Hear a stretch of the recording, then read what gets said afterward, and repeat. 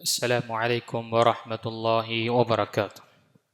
الحمد لله رب العالمين، والصلاة والسلام على رسوله الكريم وعلى آله وصحبه أجمعين وعلى من تبعهم بإحسان إلى يوم الدين. أما بعد، اللهم علمنا ما ينفعنا وانفعنا بما علمتنا وزدنا علما. கண்ணியத்துக்குரிய பெரியோர்களே, வாலிபர்களே மற்றும் கண்ணியத்துக்குரிய தாய்மார்களே, சகோதரிகளே, அல்லாஹுடைய மாபெரும் கிருபை, அல்லாஹு தஆலா நமக்கு தொடர்ச்சியாக மார்க்க கல்வி கற்கக்கூடிய, நம்மை சீர்படுத்தி கொள்ளக்கூடிய, அல்லாஹு தஆலாவுடைய நல்லடியார்களுடைய பட்டியலில் சேர்த்து கொள்ளக்கூடிய பாக்கியத்தை அல்லாஹ் நமக்கு இந்த பள்ளி மூலமாக இந்த தொடர் வகுப்புகள் ஏற்பாடு செய்யப்பட்டிருக்கு. அல்ஹம்துலில்லாஹ், ரமதானுக்கு முன்னால் வரை நாம் இந்த புத்தகம் அத்துரூஸுல் முஹிம்ம லிஆம்மத்தில் உம்ம, ஒவ்வொரு பாமர முஸ்லிமான ஆண் பெண் மீதும் இந்த புத்தகத்தில் இருக்கக்கூடிய விஷயங்கள் அறிந்து கொள்வது மிக மிக அவசியமானது என்ற இந்த தலைப்பில் கிட்டத்தட்ட 7 அமர்வுகள் அல்ஹம்துலில்லாஹ் நாம் பார்த்தோம். இன்ஷா அல்லாஹ் இன்று 8வது ஒரு அமர்வாக இருக்கின்றது. அதுவும் மிக முக்கியமான ஒரு தலைப்பாக இருக்குது. இந்த புத்தகம் யார் எழுதுனாங்க? அஹ்சந்த், ஷேக் பின் பாஸ் ரஹிமஹுல்லா, மிகப்பெரிய ஒரு அறிஞர், சவுதியாவுடைய முஃப்தியாக இருந்தார். நான் இதற்கு முன்னால் தெரியப்படுத்தினேன். கண் பார்வையற்ற நிலையில் அல்ஹம்துலில்லாஹ் தன்னுடைய நீண்ட வாழ்க்கை, அவங்களுடைய முழுமையான வாழ்க்கை மார்க்கத்திற்காக அர்ப்பணித்தார்கள். அல்ஹம்துலில்லாஹ் வாய்ப்பு இருக்கும் பொழுது அவங்களுடைய வாழ்க்கை வரலாறை படித்து பாருங்கள். ஒவ்வொரு நிலையிலும் அவர்களுடைய வாழ்க்கையில் நமக்கு ஒரு சுப்ஹானல்லாஹ் சில உபதேசங்களும் சில படிப்பினைகள் நாம் பெறுவோம். ஏன்னா சமகாலத்தில் வாழ்ந்த அறிஞர்களில் ஒருவர். அவர்களுடைய வாழ்க்கையில் இப்படிப்பட்ட சூழ்நிலையெல்லாம் நடந்ததா, இப்படிப்பட்டவர்களும் இருக்கின்றார்களா என்ற நிலை நமக்கு தெரிய வரும். இன்று இந்த புத்தகத்திலிருந்து ஷேக் ரஹிமஹுல்லா நமக்கு 4வது பாடமாக நமக்கு தெரியப்படுத்துகிறாங்க. முதல் 3 பாடம், முதல் பாடத்தில் நாம் பார்த்தோம், நம்முடைய தொழுகையில் தொழக்கூடிய அந்த சிறிய சூறாக்களுடைய பொருளும் அதனுடைய விளக்கத்தையும் அதனுடைய முக்கியத்துவத்தையும் நாம் பார்த்தோம், முதல் பாடம். 2வது பாடம் பார்க்கும் பொழுது இஸ்லாத்துடைய 5 அடிப்படைகள் என்று சொல்லப்படக்கூடிய கலிமா, தொழுகை, நோன்பு, ஜக்காத்து, ஹஜ் என்ற இதனுடைய அடிப்படையான விஷயங்களை நாம் அறிந்தோம். 3வது தலைப்பில் ஈமானுடைய 6 அடிப்படைகளை பற்றி நாம் பார்த்தோம், அர்கானுல் ஈமான் என்று. அதில் அல்லாஹு தஆலாவை நாம் எப்படி ஈமான் கொள்ள வேண்டும், அவனுடைய வானவர்கள் மீது எப்படி நாம் ஈமான் கொள்ள வேண்டும், நம்பிக்கை கொள்ள வேண்டும், அவனுடைய வேதங்கள், இறக்கப்பட்ட வேதங்கள் மீது எப்படி நாம் ஒரு முஸ்லிம் எப்படி நாம் நம்பிக்கை வைக்க வேண்டும், அவன் அனுப்பிய நபிமார்கள் மீது நாம் எப்படி ஈமான் கொள்ள வேண்டும், நம்பிக்கை கொள்ள வேண்டும், நபி ஆதம் அலைஹிஸ்ஸலாம் இருந்து கடைசியாக அனுப்பப்பட்ட நபி முஹம்மது ஸல்லல்லாஹு அலைஹி வஸல்லம் வரை. அதே போல மறுமையின் மீது நாம் நம்பிக்கை எப்படி கொள்ள வேண்டும், ஈமான் கொள்ள வேண்டும் என்ற விஷயங்களை நாம் பார்த்தோம். கடைசியான அமர்வில் தான் பார்த்தோம். அதில் குறிப்பாக விதியின் சம்பந்தப்பட்ட, விதி நல்லது கெட்டது, நமக்கு சாதகமாக இருப்பதோ அல்லது மனிதன் எண்ணுகின்ற அது அவனுக்கு ஒரு சோதனையாக இருக்கின்ற என்ற விஷயம் அனைத்துமே அல்லாஹுடைய தரப்பில் தான் நடக்கும், இது நடக்க இருக்கதா என்ற விஷயங்களை நாம் தெளிவாக பார்த்தோம். அதிலையும் நாம் பார்த்தோம், ஒரு பாவம் செய்துவிட்டு விதியை ஆதாரமாக கொள்ள முடியாது. பாவம் செய்துவிட்டு நீ ஏன் பாவம் செய்தாச்சுன்னா விதியில் எழுதப்பட்டிருக்கு என்று சொல்ல முடியாது. ஏன்னா இந்த உலகத்துடைய யதார்த்தமான விஷயங்களில் அதை அவன் சொன்னான்னா மக்கள் அவனை பைத்தியக்காரர் தான் சொல்லுவாங்க. ஒரு ஊருக்கு நம்ம போகிறோம், 2 பாதைகள் இருக்கின்றது. அதில் ஒன்று மிகவும் அபாயமான பாதையும், அங்கு செல்வதினால் உயிருக்கும் ஆபத்து ஏற்படும், அவருடைய பொருளாதாரத்திற்கும் ஆபத்து ஏற்படும். அதே போல் மிக கரடுமுரடான ஒரு பாதையும் இருக்குது.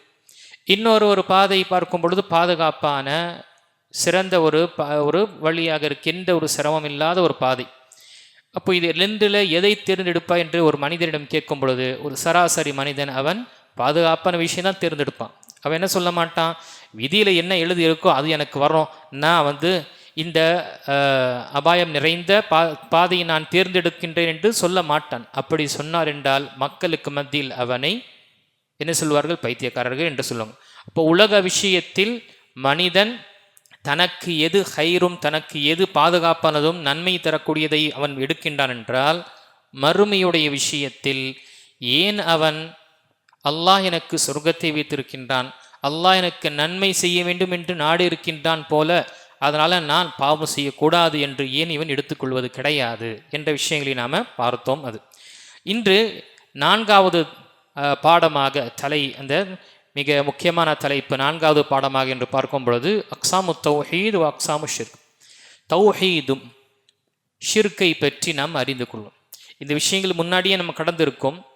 திரும்பவும் நாம் இந்த விஷயத்தை நம்முடைய மனசில் பதிவு செய்வது என்பது ரொம்ப ரொம்ப கடமையானது. ஏனென்றால் நாம் வாழக்கூடிய சூழ்நிலை பார்க்கும் பொழுது முஸ்லீம் என்று சொல்லக்கூடியவருடைய வீட்டிலும் சரி, அவருடைய வாழ்க்கையிலும் சரி, அவருடைய வியாபாரத்திலும் சரி, அவருடைய வணிகத்திலும் சரி, அவருடைய குடும்ப விஷயங்களும் இருக்கட்டும், அனைத்திலும் அவர் அறியாமல் அல்லது தெரியாமல் இணை வைத்தலில் விழுது கொண்டு இருக்கின்றார், அல்லது தௌஹீதுடைய முக்கியத்துவத்தை அறியாமல் அலட்சியமாக நிலையில் இருக்கிறார். இந்த தௌஹீத் இதுக்கு முன்னாலும் தெரியப்படுத்தின கண்ணியத்துக்குரிய பெரியோர்களே, சகோதரிகளே, தௌஹீத் என்ற இந்த பாடத்தை, ஏகத்துவம் என்ற இந்த பாடத்தை ஒரு முறை நாம் படித்து விட்டோ அல்லது கேட்டு விட்டோ அதை ஏற்றுக்கொண்டு விட்டு அப்படியே மறக்கக்கூடியது கிடையாது. அது ஒவ்வொரு நேரத்திலும் இதை நாம் செம்மைப்படுத்தி கொண்டே இருக்க வேண்டும். இதை புதுப்பித்து கொண்டே இருக்க வேண்டும். புதுப்பிப்பது என்பது என்ன அர்த்தம்? ரிஃப்ரெஷ் செய்து கொண்டு இருக்கும். ஏனென்றால் இருக்கக்கூடிய சூழ்நிலையும் இருக்கக்கூடிய இந்த சோதனையில் நம்முடைய ஈமான் பலவீனம் ஆகி கொண்டே இருக்கு. அதை நாம் பலப்படுத்துவதற்காக, செம்மைப்படுத்துவதற்காக இதை பற்றி அறிந்து கொள்வதும், இதற்கு பாதகமாக இதற்கு பிரச்சனையை உண்டாக்கக்கூடிய விஷயத்திலிருந்தே விலகி இருப்பதும் ரொம்ப ரொம்ப அவசியமாகிறது. அதனால்தான் நபி இப்ராஹிம் அலைஹிஸ்ஸலாம் எப்படிப்பட்ட ஒரு நபி, அவர்களை பற்றி அல்லாஹு தஆலா சொல்லும் பொழுது அவருடைய ஈமானுடைய உச்சகட்டம் ஒரு சமுதாயம் போல் இருந்தது. ஒரு சுப்ஹானல்லாஹ், ஒரு கம்யூனிட்டி, ஒரு சமுதாயம் போல் அவருடைய ஈமானுடைய நிலை இருந்தது. என்ன இப்ராஹிம கான உம்ம, நிச்சயமாக இப்ராஹிம் அலைஹிஸ்ஸலாம் அவருடைய ஈமானுடைய உச்சகட்டம் ஒரு சமுதாயம் போல அவர் இருந்தார். தனித்த மனிதன். யோசிச்சு பாருங்க, ஊரே திரண்டவருக்கு எதிராக இருக்கு.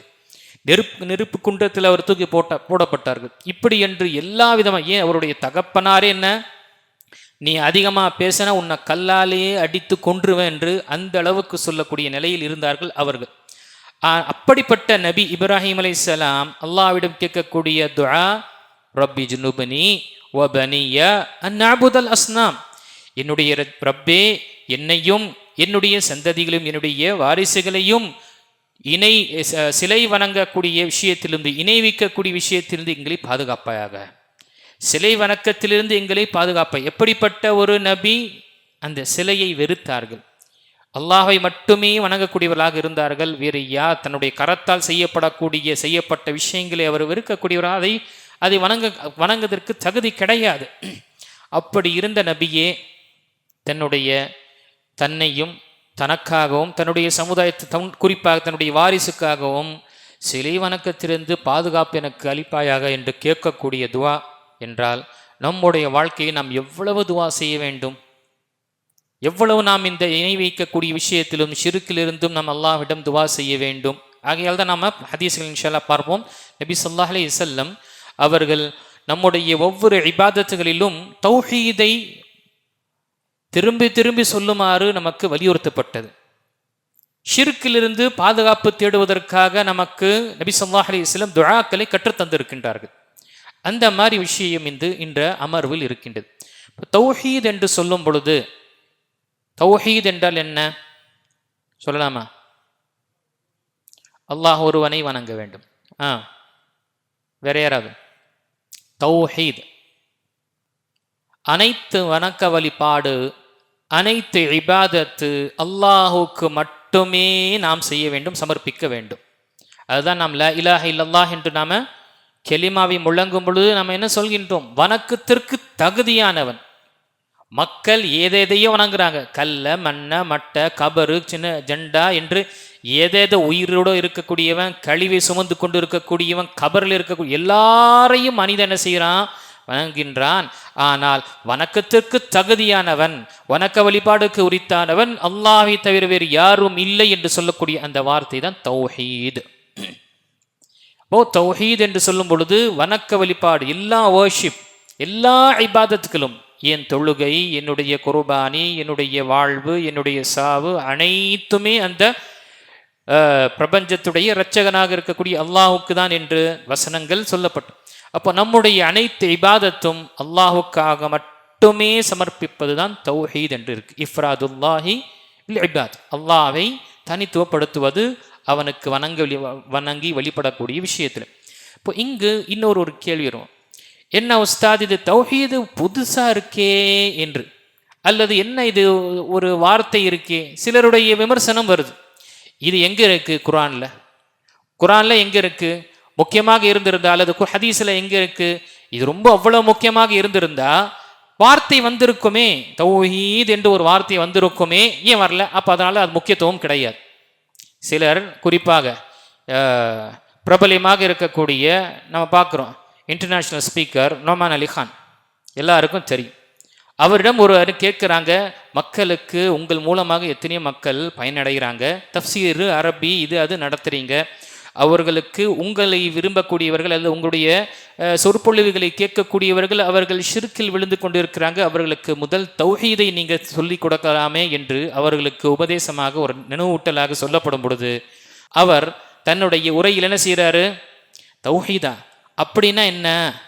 அந்த வார்த்தை குர்ஆன்லே இல்லையே, அப்படி இருந்திருந்தா கண்டிப்பாக முக்கியமாக இருந்திருந்தா அது வந்திருக்குமே என்று நவுது பில்லாஹ் மின் தாலிக் இப்படிப்பட்ட ஒரு விஷயத்தை ஏற்படுத்தும்.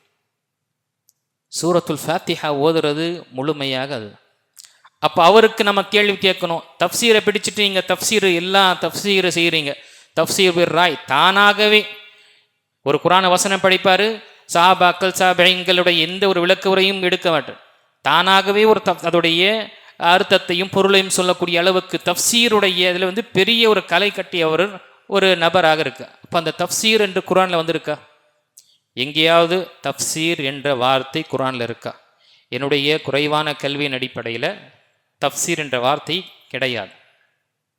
அப்போ தஃப்சீர் என்ன செஞ்சிட்ருக்கோம்?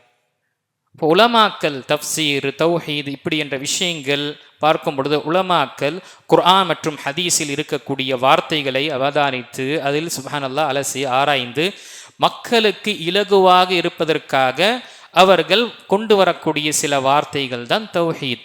இந்த தௌஹீத் என்ற வார்த்தை ஹதீஸில் வந்திருக்கு. எப்படி?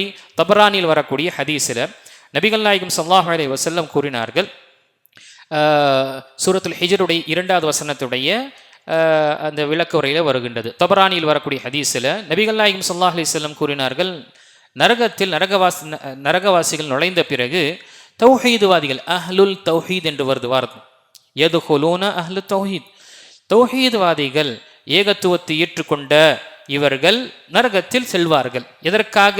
இவர்களுடைய பாவத்தின் அடிப்படை, இவங்க செய்த ஈமானை தவிர மற்ற பாவங்கள், சிலருக்கு அநியாயம் செய்திருப்பாங்க, சில விஷயங்களை புறக்கணித்திருப்பாங்க, இப்படி என்ற இருந்ததற்காக அவர்களுக்கு சில நிர்ணயிக்கக்கூடிய தண்டனை இருக்கும். உள்ளே நுழையும் பொழுது நிரந்தரமாக நரகத்தில் இருக்கக்கூடியவர்கள், இணை வைக்கக்கூடியவர்கள், அதே போல் அல்லாஹு தஆலாவுடைய சட்டத்தை புறக்கணித்து வாழ்ந்தவர்கள், அவர்கள் இவர்களை பார்த்து, உங்களுடைய ஈமான் உங்களுக்கு என்ன பிரயோஜனம் இருந்தது? உங்களுக்கு நீங்களும் எங்களை போலவே நரகத்தில் வந்துட்டீங்க, உங்களுக்கு உங்களுடைய தௌஹீத் உங்களுடைய ஈமான் என்ன உங்களுக்கு பயனளித்தது என்று கேட்கும் பொழுது அல்லாஹுக்கு ரோஷம் வரும். அல்லாஹு தஆலா தௌஹீத்வாதிகளை, ஈமான் கொண்டவர்கள், அவர்களுடைய சில குற்றத்தின் அடிப்படையில் நரகத்திற்கு தண்டனைக்காக அனுப்பினான் அல்லாஹு தஆலா அவர்களை இந்த ரோஷத்தின் காரணமாக அல்லாஹ் என்ன செய்வான்? அவர்களை மன்னித்து நீங்கள் சொர்க்கத்தில் போங்க என்று அனுப்புவோம். எதற்காக? ஈமான் என்ற காரணத்தினால நீங்கள் சொர்க்கத்தில் என்று போங்க என்று சொல்லும் பொழுது அல்லாஹு தஆலாவை முழுமையாக நிராகரித்து வாழ்ந்தார்கள், நிரந்தரமாக வாழக்கூடியவர்கள், அவர்கள் ஆஹா நாமளும் முஃமின்களாக இருந்திருக்க கூடாதா, நாமும் ஈமானியர்களாக இருந்திருக்க கூடாதா என்று ஒரு பேராசை கொள்வார்கள். அதை அல்லாஹ் தன்னுடைய திருமறையில் சூரத்துல் ஹிஜ்ருடைய 2வது வசனத்தை சொல்லும் பொழுது, ருபமா யுவத்துல் லதீன கஃபரு லவ் கானூ முஸ்லிமீன், ருபமா யவத்துல் லதீன கஃபரு, அல்லாஹு தஆலாவுக்கு நிராகரித்தவர்கள் ஆசை கொள்வார்கள், நாமும் முஸ்லிம்களாக இருந்திருக்க கூடாதா? நாமும் அந்த தூதருடைய தூதுத்துவத்தை ஏற்றுக்கொண்டிருக்க கூடாதா? நாமும் அல்லாஹை வணங்கி இருக்க கூடாதா என்று இன்னும் அவர்கள் யோசிப்பார்கள். அவர்கள் சுப்ஹானல்லாஹ் அந்த கவலை கொள்வார்கள். ஆனால் அவருடைய அங்கு கவலை எந்த ஒரு பிரயோஜனமும் ஏற்படாது. ஆக இது தபரானில் வரக்கூடிய சஹீஹான ஹதீஸ்.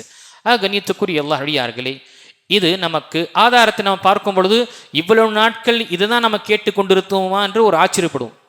தௌஹீத் என்று பார்க்கும் பொழுது நாம் பார்த்தோம், வணக்கத்துக்குரியவன், வணக்க வழிபாடு அனைத்திற்கும் அல்லாஹ் தான் உரிமையால், அவனை தவிர வேறு யாரையும் வணங்கக்கூடாது என்று. இப்போ தௌஹீதுடைய விஷயங்களை உலமாக்கள் நமக்கு இலகுவாக ஆக்குவதற்காக, புரிந்து கொள்வதற்காக 3 வகையாக அங்கு குறிப்பிடுறாங்க. ஒன்று தௌஹீது ருபூபிய்யா, இன்னொன்று தௌஹீதுல் உலூஹிய்யா, இன்னொன்று தௌஹீதுல் அஸ்மாஇ வசிஃபாத். தௌஹீது ருபூபிய்யா என்றால் என்ன? அல்லாஹ் ரப் என்ற விஷயத்தை ஏற்றுக்கொள்வது. ரப்பு என்றால் யாரு? இரட்சகன். அந்த இரட்சகனுக்கு என்ன தன்மை இருக்கும்? 3 தன்மைகள், அடிப்படையான தன்மைகள் இருக்கும். படைத்தல், ரட்சித்தல், ஆட்சி அமைத்தல். அல் ஹாலிக், அல் மாலிக், அர் ராசிக் அல்லது அல் முதப்பிர். படைக்கக்கூடிய ஆற்றல் மிக்க கூடியவன் தான் இறைவனாக ஆக முடியும், ரப்பாக ஆக முடியும். அதே போல படைத்த அந்த படைப்பினங்களுக்கு அனைத்திற்கும் அவங்களுடைய தேவைகளையும் பூர்த்தி செய்யக்கூடியவன், அவர்களுக்கு தேவையான ரிஸ்கை கொடுக்கக்கூடியவன் தான் ரப்பாக ஆக முடியும், அவர்களை பராமரிக்கக்கூடியவன். அதே போல அவர்களுடைய விஷயத்தில் அவன்தான் அதிபதியாக இருப்பான். இந்த 3 தன்மைகள் இருக்கக்கூடியதான் ரப். அப்போ தௌஹீது ருபூபிய்யா என்று ஏற்றுக்கொள்கின்றோம் என்றால் இதற்கு ஆதாரம் முதல் வசனம் சூரத்துல் ஃபாத்திஹாவில் ஓதுறோம். என்ன வசனங்க? என்ன வசனம்? அல்ஹம்துலில்லாஹி ரப்பில் ஆலமீன் என்று நம்ம சொல்றோம். இதுதான் ஆதாரம் தௌஹீது ருபூபிய்யாவுக்கு. எல்லா புகழும், அல்ஹம்துலில்லாஹ், எல்லா புகழும் இந்த பிரபஞ்சத்தில் இருக்கக்கூடிய எந்த அளவு இருக்கோ அந்த அளவுக்கு புகழனைத்தும் அல்லாஹுக்கே. அவன் எப்படிப்பட்டவன்? ரப்புல் ஆலமீன். அவன் எல்லா உலகத்திற்கும், அகில உலகத்திற்கும் ரப்பாக இருக்கக்கூடியவன். அந்த ரப் யார்? படைத்தவன், பரிபக்குவப்படுத்தக்கூடியவன், நிர்வகிக்கக்கூடியவன். ஆட்சி அதிகாரம் அனைத்துமே அவன் கையில் தான் இருக்கின்றது. அவன் ரப்பு. இதை தான் நாம அல்ஹம்துலில்லாஹி ரப்பில் ஆலமீன் என்று ஒவ்வொரு தொழுகையிலும் நாம கூறுகின்றோம். அப்போ முதல் தௌஹீதுர் ருபூபிய்யா, இந்த படைப்பக்கூடிய தன்மையும் அல்லாஹுக்கு மட்டும்தான் இருக்கு. அதில் அவன் தனித்தவனாக இருக்கிறான். இதுல என்ன தௌஹீது ருபூபிய்யா? அவன் அதில் தனித்தவன், அவன் அதில் தனித்தவன் என்று நாம கூறுகின்றோம். தௌஹீத் என்று சொன்னபோது தனித்துவமை அந்த பெற்ற அந்த இறைவனுக்கு நம்ம சொல்லுவோம் தௌஹீது. அப்போ தௌஹீது ருபூபிய்யா, ரப் என்று சொல்லும் பொழுது படைக்கக்கூடிய விஷயத்தில் அவன் தனித்தவன். இந்த பிரபஞ்சத்தை படைப்பதிலும் சரி, இந்த பிரபஞ்சத்தை நிர்வகிக்கக்கூடிய விஷயத்திலும் சரி, இந்த பிரபஞ்சத்தை ஆட்சி அமைக்கக்கூடிய விஷயத்திலும் சரி, அனைத்திலும் அவன் தனித்தவன். அவனுக்கு இணை துணை என்பது யாரும் இல்லை, எதுவும் இல்லை என்று நாம் சான்று பகர்கின்றோம். இது முதல் விஷயம். இரண்டாவது, ஏன் இந்த விஷயங்கள் பதிவு செய்ய வேண்டும் என்பதிலேயே சுப்ஹானல்லாஹ், முஸ்லிம்களாக சொல்லக்கூடிய நம்முடைய நிலை, நம்முடைய சமுதாயத்துடைய நிலை பார்க்கும் பொழுது சிலர் இந்த விஷயத்தில் மற்றவர்களுக்கு, அவுலியாக்களுக்கு, நபிமார்களுக்கு அல்லது சில நல்லோர்கள் வாழ்ந்து மரணமடைந்த அவர்களுக்கு அல்லது இப்பொழுது இருக்கக்கூடிய சில மக்களிடம் இந்த தன்மை இருக்கின்றது. அவர்கள் இந்த பிரபஞ்சத்தை விரும்பினால் பிரபஞ்சத்துடைய சூழ்நிலையை மாற்றலாம், விரும்பினால் அவர் குழந்தை பாக்கியம் கொடுக்கலாம், விரும்பினால் என்னுடைய பிரச்சனை தீர்க்கலாம், என்னை மன்னிக்கலாம், எனக்கு சொர்க்கத்துடைய வாரிசுகளை ஆக்கலாம் என்று மக்கள், நம் முஸ்லிம் சமுதாயத்தில் அல்லாஹ் அக்பர், சிலருடைய நிலை, ஏன் பலருடைய நிலை இப்படிதான் இருக்கு. பார்க்குறோமா இல்லையா? பீர் முரீத் என்ற பயாத்தை செஞ்சுவிட்டு என்ன செய்யறாங்க? குழந்தை பாக்கியம் இல்லைங்க, தம்பதிகளாக கிட்டத்தட்ட 10 வருஷம் 12 வருஷம் தம்பதிகளாக வாழ்ந்துட்டோம், குழந்தை பாக்கியம் இல்லை என்று எங்கு செல்கின்றார்கள்? அல்லாஹ் அக்பர், இன்னாரோட கபரிடம் செல்கின்றார்கள், அல்லது நபி ஸல்லல்லாஹு அலைஹி வஸல்லமுடைய கபர், அந்த முபாரக்கான கபரிடம் சென்று அல்லாஹுடைய தூதரே எங்களுக்கு குழந்தை பாக்கியம் தருவாயாக என்று அவர்கள் அல்லாஹுக்கு கேட்கிறாங்க. வியாபாரத்தில் எனக்கு நஷ்டம் ஏற்பட்டு விட்டது, நஷ்டத்திற்கு அதை எனக்கு லாபத்தை ஏற்படுத்துவாயாக என்று கேட்கக்கூடியவர்கள். அதனால தான் நீங்கள் உம்ரா மற்றும் ஹஜ்ஜுக்கு போகக்கூடியவர்கள் ஜியாரத்திற்குரிய மஸ்ஜித் நபவி செல்லும் பொழுது அங்கு மக்கள் கையை உயர்த்தி நபி ஸல்லல்லாஹு அலைஹி வஸல்லம் உடைய கபரின் பக்கம் கையை உயர்த்தி அவர்கள் கேட்கும் பொழுது அங்கு இருக்கக்கூடிய இந்த போலீஸ் என்ன செய்வான், காவலாளி திருப்பி விட்டு, இப்போ கிப்லாவின் பக்கம் கேளுப்பானி, திருப்பி விட்டு இப்போ நீ கேளு. ஏனென்றால் கிபிலாவை விட்டு அவர்கள் கேட்கக்கூடிய விஷயத்தை விட்டு நபி ஸல்லல்லாஹு அலைஹி வஸல்லம் கவருக்கு முன்னால் நின்று கேட்கின்றார்கள். அங்க என்ன செய்யறாங்க? தௌஹீத் பதிய செய்யறாங்க. இங்க கேட்காத, திரும்பி நீ அல்லாஹு தாலா இவர் நபி ஸல்லல்லாஹு அலைஹி வஸல்லம் யாரிடம் கேட்டார் அவனிடமே நீ கேள் என்று அவர் திருப்பி விடக்கூடிய நிலை இருக்கின்றது. அல்லாஹ் அக்பர். இப்படி நாம் இங்கே நம்முடைய மார்க்கப்பற்று என்று சொல்லி கொண்டு உம்ரா வருஷம் உம்ராவும் அல்லது 6 மாசத்துல உம்ரா போறோம், ஹஜ்ஜுக்கு போறோம் என்று சொல்லக்கூடிய மார்க்கப்பற்று என்று இருக்கக்கூடிய குடும்பங்கள் நம்முடைய இப்படி நிலை என்றால், மார்க்கத்துடைய எந்த ஒரு தொடர்பும் இல்லாத இருக்கக்கூடிய நிலையில் நாம் பார்க்கிறோம். அல்லாஹ் அக்பர். சில கோயில்களில் முஸ்லிம் பெண்கள் போகக்கூடிய நிலையை நாம் பார்க்கிறோமா இல்லையா? கவலையாக இல்லையா? ரொம்ப அச்சமா இருக்கு. எங்க வீட்டு பெண்கள் ஏதாவது போயிட்டாங்களா, ஏன் உறவினர்கள் யாராவது இருக்கிறாங்க, ரொம்ப அச்சமாக இருக்கு. அவர்களுக்கு பிரச்சனை இருக்கின்றது, எங்கு போய் அதற்கு தீர்வு தேட வேண்டும் என்று தெரியாமல் அவர்கள் அல்லாஹ் அக்பர், சரி இங்கேயாவது மக்கள் செல்கின்றார்கள், மக்கள் கூட்டமாக செல்கின்றார்கள், நாங்களும் சென்று பார்க்கலாம் என்று செல்லக்கூடியவர்கள் இருக்கின்றார்கள். அல்லாஹ் அக்பர். இப்படிப்பட்ட நிலை நம்முடைய சமுதாயத்தில் இருக்கு. இப்படிப்பட்ட விஷயத்தில் நாம் நினைவு கொள்ள வேண்டும், என்னுடைய அனைத்து விஷயத்திற்கும் அதிபதி எஜமான் அல்லாஹ். அவன்தான் படைத்தவன், அவன்தான் எனக்கு அனைத்தையும் நிர்வகிக்கின்றான். அவனை தவிர எனக்கு வேறு யாரும் கொடுக்க முடியாது. தொழுகைக்கு பிறகு துவா கேட்கிறோம். அல்லாஹும்ம லா மானிய லிமா அதைத் வலா முஅத்திய லிமா மனஅத் வலா யன்ஃபஉ தல் ஜத்தி மின்கல் ஜத். என்ன அர்த்தம்? அல்லாஹும்ம லா மானிய லிமா அதைத், நீ கொடுத்தவனுக்கு தடுக்கக்கூடியவன் யாரும் கிடையாது. என்ன வார்த்தை பாருங்க. நீ யாருக்கு கொடுக்க விரும்புகின்றாயோ இந்த உலகமே திரண்டு வந்து அவனுக்கு அதை நிப்பாட்ட வேண்டும் என்று நாடினா அது அவர்கள் செய்ய முடியாது, தடுக்கவே முடியாது. ஒலா முஅத்திய லிமா மனஅத், நீ யாருக்கு தடுத்து விட்டாயோ உலகமே திரண்டு வந்தாலும் அவர்களுக்கு கொடுக்க முடியாது. உடல் ஆரோக்கியம் அல்லாஹ் கொடுத்து விட்டான் என்றால் என்னதான் சூழ்ச்சி செஞ்சாலும் அவருக்கு எந்த ஒரு பாதிப்பும் ஏற்படாது. அதே நோய்வாய்ப்பட்டு எவ்வளவு பெரிய ஒரு மருத்துவராக கொண்டு வந்தாலும் சரி, இன்டர்நேஷனல் அளவுக்கு அவங்க போயிட்டு சிகிச்சை செஞ்சாலும் சரி, அல்லாஹ் அவருக்கு நிவாரணத்தை நாடவில்லை என்றால் பெற முடியாது. குழந்தை பாக்கியம் இல்லை, எங்கெங்கேயோ ஃபெர்டிலிட்டி சென்டரும் இது அது சொல்லிட்டு எங்கெங்கேயோ போறாங்க, லட்சக்கணக்கான கோடிக்கணக்கான செலவு செய்தும் அல்லாஹ் நாடவில்லை என்றால் அவர்களுக்கு ஏற்படும். நவுதுபில்லாஹி மின் தாலிக். எந்த அளவுக்கு நான் நேற்று கூறியே இந்த டெஸ்ட் டியூப் பேபி ஃபெர்டிலிட்டி சென்டருக்கு போறாங்க. நம்முடைய முஸ்லீம் சமுதாயத்துடைய நிலை, குழந்தை பாக்கியம் இல்லை என்பதற்காக செல்கின்றார்கள், பண செலவு செய்கிறாங்க. அவர்களுக்கு என்ன தெரியும்? 2 தம்பதிகள் கணவன் மனைவி செல்கின்றார்கள். அவர்களுடைய இந்த ஆணுடைய இந்திர துளியை கொடுத்து பெண்ணுடைய அவங்களுடைய கருவில் இந்த சிசுவை வளர்க்க வேண்டும் என்று அவங்க செய்யக்கூடிய சில செயற்கையான முறையில் செய்கிறாங்க. காசை வாங்கிட்டு குழந்தை வாக்கியம் வரலன்னா பிரச்சனை, அங்கே தான் போவோம் என்று என்ன செய்யறாங்க? நவுதுபில்லாஹி மின் தாலிக். நான் இந்த விஷயத்தை தெரியப்படுத்த ரொம்ப தெளிவாக தெரியப்படுத்துகின்றேன். இன்னொருடைய இந்திர துளியை எடுத்து பயன்படுத்தி இந்த பெண்ணுடைய கருவில வைத்து நவுதுபில்லாஹி மின் தாலிக் இப்படிப்பட்ட விஷயங்கள் நடக்கின்றன. குழந்தை பாக்கியத்திற்காக ஏன் காசு வாங்கிட்டு அது நடக்கலைன்னா பிரச்சனை இவருக்கு தான், அந்த சென்டருக்கு தான். அதனால என்ன செய்யணும்? யாருடைய எப்படி பிளட் பேங்க் என்று இருக்கின்றதோ ஸ்பெர்ம் பேங்க்கும் இருக்கு. இது என்னை விட உங்களுக்கு தெரியும், மருத்துவ ரீதியில் இருக்கக்கூடியவங்க. அது ஸ்பெர்ம் பேங்க் என்று இந்திர துளியுடைய ஒரு பேங்க் இருக்கு. எப்படி பிளட் பேங்க் நமக்கு தேவையோ இது மாதிரிலாம் இருக்கு. அல்லாஹ் அக்பர். ஆக நிச்சயக்குரிய அல்லாஹ் யாருக்கு நாடவில்லையோ யாரு தான் என்ன முயற்சி செஞ்சாலும் அது கிடைக்கும். அப்போ இதுதான் ரப். இந்த ரப், இந்த தன்மை என்பது அல்லாஹு தஆலா அவன் தனித்தவன். யாரும் இந்த உலகத்தில் யாரும் கிடையாது. இந்த உலகத்தில் யாருமே எதுவுமே நம்மால் எதுக்கும் செய்ய முடியாது அல்லாஹ் நாடவில்லை என்று. ஆக இது உறுதி நம்முடைய வாழ்க்கையில் வரும் பொழுது வீட்டில் கஷ்டம், பிரச்சனை, தொழிலில் நஷ்டம் அல்லது உடல்நிலை ரீதியாக நமக்கு ஏதாவது ஒரு சிரமம் இருக்கும் பொழுது அல்லாஹ் நாடினா எனக்கு ஏற்படும். அல்லாஹ் நாடாவிட்டால் இது எனக்கு என்னதான் செஞ்சாலும் சரி, என்னுடைய விதியில் இப்படி எழுதப்பட்டிருக்கு, அல்லாஹ் எழுதியிருக்கான், சரி அல்லாஹுடைய நாட்டத்தின் பிரகாரம் நடக்கும் என்ற ஈமான் நம்முடைய உறுதியில் இருக்கும் பொழுது நமக்கு நிம்மதி இருக்கும். இல்லை மன உளைச்சலே இருக்கும், மனிதன் எல்லாத்தையும் விட்டு ஒரே விஷயத்தை பிடிச்சிட்டே இருப்பான். ஆக இது முதல் தௌஹீதுர் ருபூபிய்யா, இது இதற்குரிய ஆதாரத்தை பார்க்கும். இரண்டாவது தௌஹீதுல் உலூஹிய்யா. உலூஹிய்யா இலாஹ் என்று சொல்லும் பொழுது வணக்கத்திற்கு தகுதியானவன். worthy to worship அல்லது ட்ரூ டைட்டி என்று சொல்லுவாங்க ஆங்கிலத்தில்.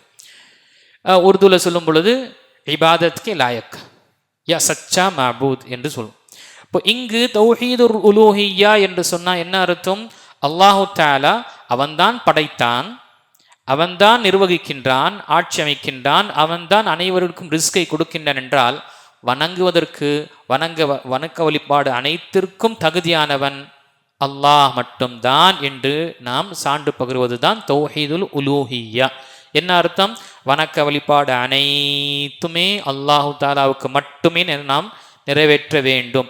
என் தொழுகை, என்னுடைய நோன்பு, என்னுடைய ஹஜ், என்னுடைய ஜக்காத்து, என்னுடைய பயம், என்னுடைய ஆதரவு, நான் வைத்திருக்கக்கூடிய அல்லாஹு தாலா மீது நம்பிக்கை, நான் சார்ந்திருக்கக்கூடிய தவக்குல், அச்சம், பயம், பக்தி, அல்லாஹு தாலா உடைய பெயரை கொண்டு குர்பானி கொடுப்பதும், அல்லாஹுக்காக நேர்ச்சி கொள்வதும், இப்படி என்று எல்லா விதமான இபாதத்தும் அல்லாஹுக்கு மட்டுமே நான் சமர்ப்பிக்கின்றேன் என்று சொல்வதுதான் தௌஹீதுல் உலூஹிய்யா. தௌஹீதுல் உலூஹிய்யா. இதுக்கு ஆதாரம் என்ன? அதே சூரத்துல் ஃபாத்திஹா தான். என்னங்க ஆதாரம்? அஹ்சன்த், மாஷா அல்லாஹ். இய்யாக நஅபுது வ இய்யாக நஸ்தஈன்.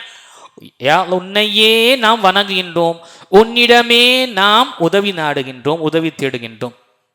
அல்லாஹ் அக்பர். ஒரு நாளைக்கு எத்தனை தடவை நம்ம கேட்குறோம்? குறைந்தபட்சம் ஃபரதான தொழுகை எண்ணிக்கை கொண்டாலே 17 தடவை. 17 தடவை யோசிச்சு பாருங்க. ஒவ்வொரு ரக்காயத்திலும் இந்த வார்த்தைகள் நாம திரும்ப திரும்ப சொல்வதற்காக மார்க்க நமக்கு ஏன் இங்கு வலியுறுத்தி இருக்கின்றது? ஏனென்றால் நம்முடைய வாழ்க்கையுடைய லட்சியம், நோக்கம், குறிக்கோள், இலக்கே என்ன? அல்லாஹ்வை வணங்குவதற்காக தான், வேறு எதற்காகவும் கிடையாது. வமா ஹலக்துல் ஜின்ன வல் இன்ஸ இல்லா லியஅபுதூன். நான் மனித வர்க்கத்தையும் ஜின் வர்க்கத்தையும் என்னை வணங்குவதற்கே அன்றி வேறு எதற்காகவும் படைக்கவில்லை, திட்டவட்டமா சொல்லிட்டான். அப்போ அல்லாஹு தஆலாவுடைய வணக்க வழிபாடு அனைத்துமே அவனுக்கு மட்டும்தான் சமர்ப்பிக்க வேண்டும் என்று சொல்வதுதான் தௌஹீதுல் உலூஹிய்யா. நாம ஒவ்வொரு தடவையும் சொல்லிட்டு இருக்கோம். இந்த வார்த்தை என்ன செஞ்சுட்டு இருக்கோம்? ஒவ்வொரு தடவையும் சொல்லிட்டு இருக்கோம். இய்யாக நஅபுது வ இய்யாக நஸ்தஈன். உன்னையே நாம் வணங்குகின்றோம், உன்னிடமே நாம் உதவி நாடுகின்றோம் என்று நமக்கு இங்கே வரல. நஅபுதுக வ நஸ்தஈனுக என்று வரல. அரபிய மக்களுக்கு தெரியும் அரபிய சில வார்த்தைகள். நஅபுதுக என்றால் உன்னை வணங்குறோம், நஸ்தஈனுக உன்னிடம் உதவி தேடுகின்றோம், இப்படி வரல. இய்யாக நஅபுது, உன்னையே.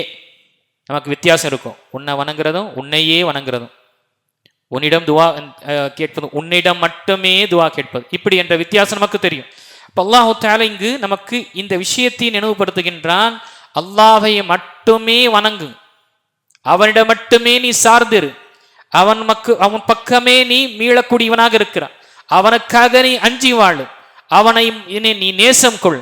உன்னுடைய நேசம், உன்னுடைய அச்சம், உன்னுடைய பயபக்தி அனைத்துமே ஹுஷூ ஹஷியா என்று அனைத்துமே அல்லாஹுக்காக தான் சமர்ப்பிக்க வேண்டும் என்று அல்லாஹ் நமக்கு இந்த மார்க்கத்தில் தௌஹீத் என்று வைத்திருக்கேன். இதுதான் தௌஹீத், தௌஹீதுல் உலூஹிய்யா என்று சொல்லுவோம். அப்போ தௌஹீத் என்றால் தனித்துவம், உலூஹிய்யா வணக்க வழிபாடு அனைத்தும். அல்லாஹ் அவன் இந்த விஷயத்தில் தனித்தவனாக இருக்கின்றான்.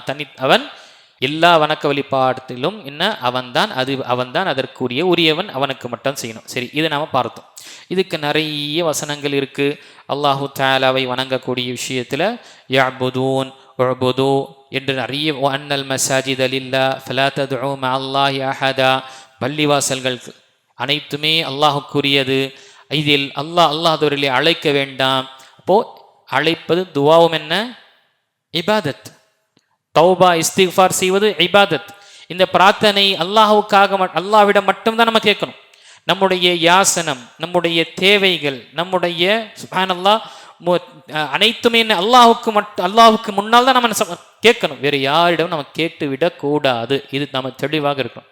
ஆனால் நாம் பார்க்குறோம் துஆக்கள், நம்ம எங்கெங்கெல்லாம் மக்கள் நம்முடைய நிலையை நம்ம பார்க்குறோம், எங்கெல்லாம் போய் கேட்குறாங்க. இது துஆ என்பது ஒரு இபாதத், வணக்க வழிபாடு. எப்படி தொழுகை, நோன்பு, ஹஜ்ஜு, ஜக்காத்து, அதே போலதான் பிரார்த்தனை. ஏன் தேவை, ஏன் நம்ம கேட்கிறோம்? அல்லாஹ்விட மட்டும் கேட்கணும். ஏன்னா அவன் தான் நிறைவேற்றுவான். அவன் தான் இந்த பிரபஞ்சத்துடைய ரப், அவன் தான் இந்த பிரபஞ்சத்துடைய எஜமான் இந்த பிரபஞ்சத்துடைய ஆட்சியமைக்கின்றான். அவன் கையில் தான் அனைத்துமே இருக்கு. அப்ப அவன் தான் கொடுப்பான். யாரிடம் இருக்கின்றதோ அவனிடம் கேட்டால் தான் நமக்கு கிடைக்கும். இல்லாதவனிடம் கேட்கும் பொழுது என்ன கிடைக்கும்? ஒண்ணுமே கிடைக்காது. அப்போ அல்லாஹு தாலாவிடம் மட்டுமே நம்ம கேட்கணும். அப்போ அந்த விஷயத்துல அதற்கு நன்றி செலுத்துவது, அல்லாஹு தாலாவுக்கு நாம அவனுடைய ஏவல்களையும் அவன் தடுத்த விஷயத்தையும் நாம் பின்பற்றுவதாக இருக்கு. அவனுடைய கட்டளைகளை பின்பற்றி வாழ்வதும் அவன் தடுத்த விஷயத்திலிருந்து தவிர்த்திருப்பதும் தௌஹீதுல் உலூஹியாக்கு செய்யக்கூடிய நாம என்ன அதனுடைய கடமையாக இருக்கின்றது. இப்போ இங்கு இரண்டாவது விஷயம் பார்த்தோம். மூன்றாவது தௌஹீதுல் அஸ்மாஇ வஸ்ஸிஃபாத். தௌஹீதுல் அஸ்மாஇ வஸ்ஸிஃபாத் என்றால் என்ன? அஸ்மா என்று சொல்லும் பொழுது பெயர்கள், சிஃபாத் என்று சொல்லும் பொழுது தன்மைகள். அப்போ அல்லாஹு தாலாவுக்கு அழகிய பெயர்கள் உள்ளன மற்றும் நிறைவான பரிபூர்ணமான தன்மைகள் உள்ளது. அல்லாஹு தாலாவுக்கு அழகான பெயர்களும் உள்ளன. அதே போல தன்மைகள், நிறைவான முழுமையான மிக பரிபூர்ணமான தன்மைகள் இருக்கு. இது அனைத்து விஷயத்திலும் அல்லாஹ் அவன் தனித்தவன். இது யாருக்கும் இந்த பெயர்களும் சரி இந்த தன்மை வேறு யாருக்கும் கிடையாது என்று நாம் என்ன செய்யறோம்? தௌஹீதுல் அஸ்மா சிஃபாத்தை நம்ம ஏற்றுக்கொள்றோம். நமக்கு தெரியும் அல்லாஹு தாலாவுக்கு எண்ணற்ற பெயர்கள் இருக்கு. அதுல 99 பெயர்களை அதனுடைய அர்த்தத்தை உள்வாங்கி அதை மனனம் செய்து உடைய வாழ்க்கையில அதை அமல்படுத்தும் பொழுது அல்லாஹ் அவர்களுக்கு சொர்க்கத்துடைய வாக்குறுதி கூறியிருக்கின்றார் என்ற நமக்கு ஹதீஸ்ல வந்திருக்கு. அப்போ அல்லாஹ்வுக்கு நிறைய பெயர்கள் இருக்கின்ற, அழகிய பெயர்கள், அனைத்துமே அவனுக்கு மட்டும்தான். அந்த பெயர், ஒவ்வொரு பெயருக்கும் அதனுடைய தன்மை இருக்கு, அதனுடைய பொருள் இருக்கு. அந்த பொருளுக்கு உரிமையாளன் அல்லாஹ் தான். இதற்கு ஆதாரம் என்ன? அர் ரஹ்மான் அர் ரஹீம். அர் ரஹ்மான் இர் ரஹீம் என்று நம்ம ஓதுறோம். அர் ரஹ்மான் அளவற்றல்லாரனும் திகரற்றன்புடையம். அல்லாஹ் அக்பர். அர் ரஹ்மான் என்று சொல்லும் பொழுது எல்லாருக்கும், விளக்க உரையில் நாம் பார்க்கும் பொழுது, தஃப்சீர் இப்னு கஸீர்ல பார்க்கும் பொழுது அர் ரஹ்மான் என்று சொல்லும் பொழுது இது எல்லாருக்கும். அல்லாஹு தாலா தன்னுடைய அடியார்கள் யாரையெல்லாம் படைத்தானோ அவனை ஏற்றுக்கொண்டவர்கள், அவனை நிராகரித்தவர்கள், முஸ்லிம்கள், காஃபிர்கள், அல்லாஹு தாலாவுடைய இந்த மனித படைப்பினங்கள், பிறகு மற்ற படைப்பினங்கள் அனைத்திலும் அல்லாஹு தாலா செய்யறான். அவன் கருணையாளன். அவன் கருணையுடைய காரணத்தினால்தான் இந்த உலகத்தில் அல்லாஹுக்கு மாறு செய்தவனும் என்ன பெற்றுக்கொண்டு இருக்கிறான்? ரிஸ்க. இல்லைனா அல்லாஹ் அக்பர், ரிஸ்கை பெற முடியாது, வாழவே முடியாது. அவன் மீது அவன் என்ன செய்து கொண்டான்? படைத்த படைப்பினங்களுக்கு ரிஸ்க் கொடுப்பது என்பது அவன் தன் மீது கடமையாக்கி கொண்டான். அதனால் அவன் கருணையாளனாக இருக்கான். அர் ரஹீம் என்று சொல்லும் பொழுது தஃப்சீர் நாம் இப்னு கஸீர்ல பார்க்கும் பொழுது இந்த இரக்கமுடையவன் என்று வரக்கூடிய விஷயம் இது குறிப்பாக முஸ்லிம், அவனை ஏற்றுக்கொண்ட ஈமானியர்களுக்கு. இது எப்பொழுது? அல்லாஹு தஆலா சுப்ஹானல்லாஹ் எல்லாருக்கும் ஒன்று ரஹ்மான், அவனுடைய கிருபை இருக்கு, அவனுடைய ரஹ்மத் இருக்கு. ஆனால் பிரத்யேகமாக அவனுடைய இரக்கம் என்பது முஸ்லிம்களுக்கு, முஃமின்களுக்கு, அவனை ஏற்று வாழ்ந்தவர்களுக்கு அல்லாஹு தஆலா கொடுப்பான். அது இந்த உலகத்திலும் இருக்கும், மறுமையிலும் அல்லாஹு தஆலா அந்த ரஹ்மத்தை கொண்டு அல்லாஹு தஆலா மன்னிக்கக்கூடியவனா இருப்பான்.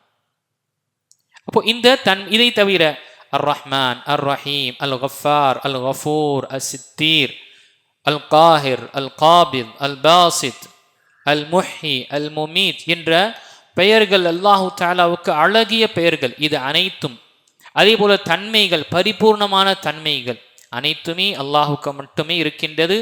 இதில் அவன் சுப்ஹானல்லாஹ் முழுமையானவன். இதில் யாரும் நிகர் கிடையாது, யாருமே அல்லாஹு தஆலாவுக்கு இணை துணை கிடையாது என்று நாம் சான்று பகர்கின்றோம். அல் முஹி, அல்லாஹு தஆலா ஹயாத்தை கொடுக்கக்கூடியவன்.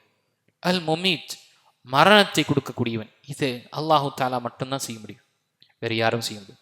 அர் ராசிக், அர் ரஸாக், ரிஸ்கை கொடுக்கக்கூடியவன் அவன்தான். அல் காஃபிர், காஃபிருத்தம், பாவங்களை மன்னிக்கக்கூடியவன். அல் கஃபார், அல்லாஹு தஆலா அதிகமாக மன்னிக்கக்கூடியவன், அவன் மட்டும்தான் செய்வான். பாவங்களை மன்னிக்கக்கூடியவன், மறைக்கக்கூடியவன் அவன்தான், வேறு யாரும் செய்ய முடியும். இப்படி அவனுடைய பெயர்களையும் அவனுடைய தன்மைகளையும் நாம புரிந்து இது அல்லாஹு தஆலாவுக்கு மட்டுமே உரித்தானது, வேறு யாருக்கும் இந்த விஷயத்தை நாம கொடுத்து விடக்கூடாது என்று நாம தெளிவாக இருக்க வேண்டும். இதற்கு நிறைய ஆதாரங்கள் இருக்கு. இப்போ இந்த 3 விஷயங்களை நாம் பார்க்கும் பொழுது நித்துக்குரிய அல்லாஹ்வுடைய இது அனைத்துமே பாருங்க, தௌஹீத் தௌஹீத் தௌஹீத். என்ன அர்த்தம்? தனித்துவம். அவன் இதுல யூனிக்காக இருக்கிறான். இதுல யாரும் அவனுக்கு பார்ட்னரே கிடையாது. இந்த உலகத்தை இந்த பிரபஞ்சத்தை படைப்பதிலும் சரி, பரிபக்குவப்படுத்துவதிலும் சரி, ஆட்சி அமைப்பதிலும் அவன் தான் தனித்தவன். அதே போல அவனை வணங்கி வழிபடக்கூடிய விஷயத்திலும் அவனுக்கு தான் நம்ம வணங்கி வழிபட வேண்டும். அவனுக்கு என்ற அழகிய பெயர்களும் நிறைவான தன்மைகள் இருக்கு. அது அவனுக்கு தான் உரியது. அவன் தான் அதற்குரிய உரிமையாளன். அந்த தன்மைக்கும் அந்த பெயருக்கும் அல்லாஹு தஆலா தன்னுடைய அடியார்கள் மீது கருணை செய்யக்கூடியவன், மன்னிக்கக்கூடியவனாக இருக்கின்ற என்று நாம இதை ஏற்றுக்கொள்வது இங்கு நமக்கு தௌஹீத் என்று நமக்கு சொல்லப்பட்டது. இதுல நம்ம தெளிவாக இருக்க வேண்டும். இதுதான் சுருக்கமாக நாம லா இலாஹ இல்லல்லாஹ், அஷ்ஹது அல்லா இலாஹ இல்லல்லாஹ் அல்லது கலிமா தய்யிபா என்று நாம என்ன செய்யறோம், மனப்பாடமோ அல்லது அதை திரும்பி திரும்பி சொல்லக்கூடியோம். யோசிச்சு பாருங்க, நம்முடைய வாழ்க்கையில இந்த தௌஹீதை எத்தனை தடவை நாம குறிப்பாக அல்லாஹு தஆலாவுடைய அந்த தனித்துவத்தை நாம எவ்வளவு நேரத்தில் நம்ம கேட்கிறோம். ஒன்று சூரத்துல் ஃபாத்திஹாவில் நாம் கேட்கிறோம். பிறகு சலாமுக்கு பிறகு பாருங்க, சலாமுக்கு பிறகு அங்கு அல்லாஹ் அக்பர் அஸ்தக்ஃபிருல்லாஹ் என்று சொல்லிவிட்டு அதற்கு பிறகு அல்லாஹும்ம அன்த ஸலாம் வ மின்க ஸலாம் என்ற அங்கு லா இலாஹ இல்லல்லாஹு வஹ்தஹு லா ஷரீக லஹ், லா இலாஹ இல்லல்லாஹு வஹ்தஹு, வணக்கத்துக்குரியவன் அல்லாஹ்வை தவிர வேறு யாரும் இல்லை, அவன் தனித்தவன். வஹ்த லா ஷரீக லஹ், அவனுக்கு இணை துணை யாரும் கிடையாது என்று நாம சான்று பகரும். இய்யாக நஅ்புது வ இய்யாக நஸ்தஈன் என்று சொல்கின்றோம். இப்படி நம்முடைய காலை மாலை துஆக்களிலும் சரி, நம்முடைய அனைத்து விஷயங்களையும் பார்க்கும் பொழுது திரும்பவும் இந்த தௌஹீதுடைய வார்த்தைகள் தான் என்ன செய்கிறோம், நாம நமக்கு நினைவுபடுத்துகின்றோம். என்ன அர்த்தம்? உன்னுடைய நோக்கம், லட்சியம், இந்த உலகத்தில் வாழக்கூடிய நோக்கமே நினைவுக்குள், இந்த தௌஹீதுடைய விஷயத்தில் நீ நிலையாக இருப்பாயாக என்று நமக்கு இந்த விஷயங்கள் நமக்கு தெரியப்படுத்தப்பட்டது. அப்போ கண்ணியத்துக்குரிய அல்லாஹ்வுடையார்களே, இதை நாம பார்த்தோம்.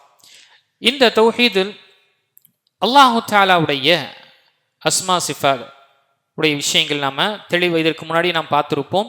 அல்லாஹுடைய பெயர்களை அவன் எப்படி தன்னை பற்றி வர்ணித்தானோ அப்படிதான் நாம் ஏற்றுக்கொள்ளணும். இதற்கு நாம மாற்று கருத்து சொல்லியோ அல்லது இல்லை, அல்லாஹு தஆலாவுக்கு அப்போ ரஹ்மான் என்றால் இரக்கம் உடையவனா, மனிதன் போல இரக்கம் கொள்கின்றானா? அல்லாஹ் பார்க்கக்கூடியவனா, அப்போ அல்லாஹு தஆலா நம்ம போல தான் பார்க்குறானா? இப்படியெல்லாம் ஓமை கற்பிக்கக்கூடிய நிலை ஆயிடும். அதனால் நிராகரிக்கிறோம் என்று சிலர் நிராகரிக்கிறாங்க. சிலர் என்ன செய்யறாங்க, அல்லாஹு தஆலா பார்க்கிறான், எங்களை போலவே பார்க்கிறான் என்று சிலர் என்ன செய்யறாங்க, ஓமையும் எடுத்துக்காட்டு குறிப்பிடுறாங்க. சிலர் என்ன செய்யறாங்க, அல்லாஹு தஆலா எப்படி இருக்கிறான் என்று வர்ணிக்கிறாங்க. அல்லாஹு தஆலா அர்ஷில் நிலைந்திருக்கின்றான் என்று வசனம் வருதுன்னா எப்படி இருக்கான்? உட்கார்ந்துட்டு இருக்கிறானா, படுத்துட்டு இருக்கானா, என்ன எப்படி இருக்கிறான்? அல்லாஹு தஆலாவுடைய கரங்கள் இருக்கின்றது என்று சூரத்துல் முல்க்ல சொல்லப்பட்டது. அல்லாஹுடைய திருமுகம் இருக்கின்றது சூரத்துல் தஹர்ல சொல்லப்பட்டது. அல்லாஹு தஆலா என்னுடைய கண்களுக்கு முன்னால் நீ கப்பலை கட்டுமாறு என்று நபி நூஹ் அலைஹிஸ்ஸலாமுக்கு கட்டளையிடும் பொழுது, அப்போ இப்படி அனைத்து விஷயம் என்ன, அப்போ மனிதனுக்கு இருப்பது போல் அல்லாஹுக்கு இருக்கா என்று சிலர் என்ன செய்றாங்க, அதனுடைய தன்மைகளை விளக்குகின்றார்கள். நாம முஸ்லிமாக இருக்கின்றோம், அஹ்லு சுன்னாவாக இருக்கின்றோம், குர்ஆனையும் ஹதீஸையும் சஹாபாக்கள் எப்படி புரிந்தார்களோ அப்படி புரியக்கூடியவர்களாக இருக்கும் பொழுது இந்த விஷயத்தில் நாம் எப்படி எடுத்துக்கொள்ள வேண்டும்? அல்லாஹ் தன்னை பற்றி குர்ஆனிலும் சஹீஹான ஹதீஸ்கள் நபி ஸல்லல்லாஹு அலைஹி வஸல்லம் எப்படி அல்லாஹை பற்றி அழகாக வர்ணித்தார்களோ, இன்ட்ரடக்ஷன் கூறினார்களோ அப்படியே நாம் ஏற்றுக்கொள்ள வேண்டும். அதில் மாற்று அர்த்தம் சொல்வதோ அல்லது நிராகரிப்பதோ, அதற்கு தன்மைகளை நாம உவமைகளை கற்பிப்பதோ என்பது நமக்கு வேலை கிடையாது. நபி ஸல்லல்லாஹு அலைஹி வஸல்லம் காலத்தில் சொல்லும் பொழுது சஹாபாக்கள் அதை அப்படி ஏற்றுக்கொள்ளக்கூடியவர்களாக இருந்தாங்க. நபி ஸல்லல்லாஹு அலைஹி வஸல்லம் அதே போல தான் ஏற்றுக்கொள்ளக்கூடியவர்களாக இருந்தாங்க. இது மனிதனுடன் ஒப்பிட்டு நம்ம சொல்ல முடியாது. படைப்பினங்களுக்கு ஒப்பிட்டு படைப்பாளனுடைய தன்மையை நம்ம சொல்ல முடியாது. ஏங்க படைப்பினங்களுக்கு மத்தியில் வித்தியாசம் எவ்வளவு இருக்கு? படைப்பினங்களுக்கு மத்தியில வித்தியாசம் இருக்கு. நம்முடைய காதுக்கும் யானை காதுக்கும் வித்தியாசம் இருக்கா இல்லையா? பூனை காலுக்கும் யானை காலுக்கும் வித்தியாசம் இருக்கா இல்லையா? மூக்கு என்று சொல்லும் பொழுது இந்த படைப்பினங்கள்ல எத்தனை படைப்பினங்களுடைய வித்தியாசமா, இப்படி படைப்பினங்களுக்கு மத்தியிலே அவர்களுடைய உள்ளமை வித்தியாசம் இவ்வளவு வேறுபடும் நமக்கு தெளிவாக தெரிகின்றது என்றால், எப்படி நம்மால படைத்த இறைவன் அந்த ரப்புக்கு உடைய தன்மைகளையும் உள்ளமையையும் மனிதனை போலதான் என்று நாம கற்பிக்க முடியும், அதை சொல்ல முடியும். அப்போ மதம் நவுது மில்லம் என்றால் இப்படி வரும் பொழுது மனிதன் பலவீனமானவர் என்றால் நவுது பில்லாஹ் இந்த அல்லாஹ் தாலா இந்த விஷயத்தில் பரிசுத்தமானவன், அல்லாஹ்வும் பலவீனமானவனா? ஏன்னா மனிதனுக்கு இந்த கட்டத்தில் கொண்டு வரும் பொழுது அல்லாஹு தாலா நம்மை பொழுதுதான் அல்லாஹு தாலா என்று சொல்லும் பொழுது என்ன ஆகும்? மனிதனும் என்ன செய்யறான்? ஓ, அல்லாஹு தாலாவுக்கு மனைவி மக்கள் இருக்கிறாங்க, அல்லாஹு தாலாவுக்கு சில இயலாமை இருக்கு, அல்லாஹு தாலாவில் சில விஷயங்கள் செய்ய முடியாது, எப்படி நம்மளால செய்ய முடியாதோ? நவுது பில்லா. மனிதன் என்ன செய்யறான்? தன்னுடைய பலவீனத்தை அல்லாஹு தாலாவுடைய உள்ளமை ஆற்றலையும் அவனுடைய சுப்ஹானல்லாஹ் அந்தஸ்திற்கு ஒப்பிட்டு கூறுகின்றான். மனிதனால ஒப்பிட்டு சொல்ல முடியாது. அதனால தான் அல்லாஹ் தன்னுடைய திருமறையில சொல்லிவிட்டான், லைஸ கமிஸ்லிஹி ஷை, அவன் யாரை போன்றும் கிடையாது, அவன் யாரை போன்றவனும் கிடையாது. வஹுவ ஸமீஉல் பஸீர், அவன் அனைத்து விஷயங்களையும் செவியுறக்கூடியவனும் அவன் அனைத்து விஷயங்களை பார்க்கக்கூடியவனாக இருக்கின்றான் என்று அல்லாஹ் தெளிவாக கூறிவிட்டான். ஆக நாம அல்லாஹ் தன்னை பற்றி என்ன குர்ஆனில் வர்ணித்திருக்கின்றானோ அதை அப்படியே நாம் ஏற்றுக்கணும். எடுத்துக்காட்டாக நபி ஸல்லல்லாஹு அலைஹி இமாம் மாலிக் ரஹிமஹுல்லாவுடைய காலத்தில் ஒரு நபர் தர்ஸில் உட்கார்ந்து கொண்டு இருக்கும் பொழுது இமாம் மாலிக் ரஹிமஹுல்லா அந்த வசனத்துடைய விளக்கத்தை சும்மஸ்தவா அலல் அர்ஷ் அல்லது அர் ரஹ்மான் அலல் அர்ஷ் இஸ்தவா, ரஹ்மான் அல்லாஹ் ரஹ்மான் அவன் அர்ஷில் நிலைந்து விட்டான் என்று வரக்கூடிய வசனத்தில் சொல்லிவிட்டு கடக்கும் பொழுது ஒரு நபர்கிட்ட எப்படி இருக்கிறான், கைஃபஸ்திவா, அவன் எப்படி அவன் நிலைந்திருக்கிறான், எப்படி இருக்கிறான், எனக்கு அதை வர்ணிங்க, அதனுடைய தன்மைகளை வர்ணிங்க என்று. இமாம் மாலிக் ரஹிமஹுல்லா கொஞ்ச நேரம் அவருக்கு வேர்வை கொட்டிடுச்சு. வேர்வை தொடச்சிட்டு அது பிறகு சொல்றார், அந்த நபரை பார்த்து, அல் இஸ்திவா மஅலூம், அல்லாஹ் அர்ஷில் இருக்கின்றான் நிலைந்திருக்கின்றான் என்று சொல்லப்பட்டது இது தெரிந்த விஷயம், இதை நாம தெரிந்த விஷயமாக ஏற்றுக்கொள்வோம். வல் கைஃபு மஜ்ஹூலுன், எப்படி இருக்கின்றான், ஹவு என்ற அந்த விஷயம் மஜ்ஹூல், சொல்லப்படவில்லை, மறைக்கப்பட்டது. அதை நாம அப்படியே அதை போய் நாம துருவி தேட மாட்டோம். வல் ஈமானு பிஹி வாஜிப், இந்த விஷயத்தில் அல்லாஹ் அர்ஷில் இருக்கின்றான் என்று ஈமான் கொள்வது கடமையானது. வஸ்ஸுவாலு அன்ஹு பித்ஆ, இப்படி அல்லாஹ்வுடைய உள்ளமை பற்றி அவன் எப்படி இருக்கிறான், அவனுடைய இப்படி தோற்றம் எப்படி இருக்கின்றது கேட்பது என்பது என்ன, இது மார்க்கத்தில் புதிதான ஒரு விஷயம், பித்அத்தான விஷயம். ஏனென்றால் சஹாபாக்கள் இந்த விஷயத்தை கேட்டதும் கிடையாது. நபி ஸல்லல்லாஹு அலைஹி வஸல்லம் இந்த விஷயத்தில் என்ன செய்யல, அவர்களுக்கு இந்த விஷயத்தில் என்ன இவ்வளவுதான் ஒரு கட்டமைத்து தெரியப்படுத்தி விட்டார்கள். சஹாபாக்கள் தெளிவாக புரிந்து கொண்டார்கள். ஏன்னா அவங்களுக்கு தெரிஞ்சிருச்சு, மனிதனும் படைப்பாளனுக்கு நம்ம ஒப்பிட்டே நம்ம பார்க்க முடியாது என்று வசனங்கள் அவர்களுக்கு தெளிவாக தெரிந்ததுனால அவங்களுக்கு பிரச்சனையே வரல. ஆக கணித்துக்குரிய அல்லாஹ்வுடைய இந்த விஷயத்தை நாம நினைவு கொள்ள வேண்டும்.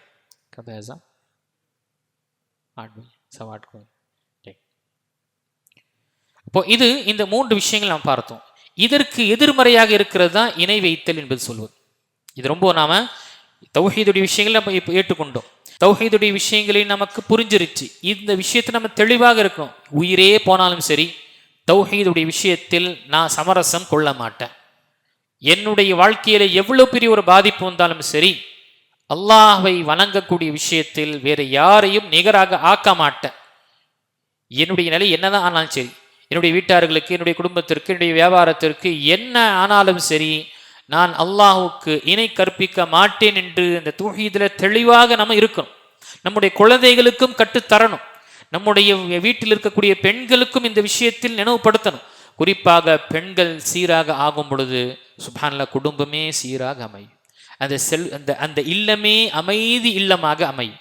எந்த இல்லத்தை பற்றி அல்லாஹ் கூறினானோ, உங்களுடைய இல்லங்களை நாம் சகனா சுகூனுடைய இடமாக, நிம்மதி தேடக்கூடிய இடமாக, ராஹத்தை தேடக்கூடிய இடமாக ஆக்கினோம் என்று அல்லாஹ் திருமறையிலே கூறினானே, அப்படிப்பட்ட இல்லமாக அமையும். எப்பொழுது அந்த கணவன் மனைவி இருவரும் மார்க்கப்பற்றின் அடிப்படையில் அந்த குழந்தைகளை வளர்த்து அவர்களுக்கு சீர்படுத்தி அவர்களை செம்மைப்படுத்தி தர்பியத்படுத்தி செய்யும் பொழுது. அப்போ இந்த விஷயத்தை நம்ம தெளிவாக நினைவு கொள்ள வேண்டும். தௌஹீதுடைய விஷயத்தில் சமரசமே கிடையாது, நோ காம்ப்ரமைஸ். இப்போ இந்த தௌஹீதை சீரழிக்கக்கூடிய, இந்த தௌஹீதை தவிடுபடி ஆக்கக்கூடிய விஷயம் என்று பார்க்கும் பொழுது இதற்கு ஆப்போசிட்டாக இருக்கக்கூடியதான் ஷிர்க், இணை வைத்தல். எப்படி ஒரு அமலை செய்கின்றோமோ அந்த அமல் வீணாகிவிடக் கூடாது என்பதற்காக நம்ம இவ்வளவு தெளிவாக இருக்கோம். அதே போலதான் தௌஹீது நமக்கு தௌஹீதுடைய எதிர்மறையாக, அதனுடைய எதிர்வினையாக இருப்பது என்ன, ஷிர்க், இணை வைத்தல். அது நம்முடைய வாழ்க்கையில வந்து விடக்கூடாது. இந்த விஷயம்தான் நபி இப்ராஹிம் அலைஹிஸ்ஸலாம் பயந்தாங்க. இந்த விஷயத்தை தான் நபி ஸல்லல்லாஹு அலைஹி வஸல்லம் என்ன செஞ்சாங்க, அச்சம் கொண்டாங்க. என்னுடைய உம்மத்தில் நான் இந்த மசீஹ் தஜ்ஜால், தஜ்ஜாலுடைய ஃபித்னாவை விட மிக கடுமையான ஒரு ஃபித்னா, மிக துல்லியமான ஃபித்னாவை நான் அஞ்சுகின்றேன் என்று சொல்லி நபி ஸல்லல்லாஹு அலைஹி வஸல்லம் இணை வைத்தல் என்று, சிறிய இணை வைத்தல் என்று நபி ஸல்லல்லாஹு அலைஹி வஸல்லம் இங்கு தெரியப்படுத்தினாங்க. அப்போ இங்கு ஷிர்க்கு, இணை வைத்தல் என்ன அர்த்தம்? அல்லாஹு தஆலாவுடைய அந்த தௌஹீதில் மற்றவரை சேர்ப்பது அல்லது மற்றவருக்காகவும் செய்வது. எடுத்துக்காட்டாக அதுலேயும் உலமாக்கள் தெரியப்படுது ஷிர்குல் அக்பர், ஷிர்குல் அஸ்கர் என்று பெரிய இணை வைத்து. அப்போ அல்லாஹு தஆலாவுக்கு சமர்ப்பிக்கக்கூடிய, அல்லாஹு தஆலாவுக்கு நாம் ஈமான் கொள்ளக்கூடிய விஷயத்தில் மற்றவர்களையும் நாம் சேர்த்து கொண்டோம் அல்லது மற்றவர்களுக்காகவும் நாம் செய்தோம் என்றால் அதுதான் இணை வைத்தல். எடுத்துக்காட்டாக அல்லாஹு தஆலா ரப் என்று நாம் ஏற்றுக்கொள்கிறோம்.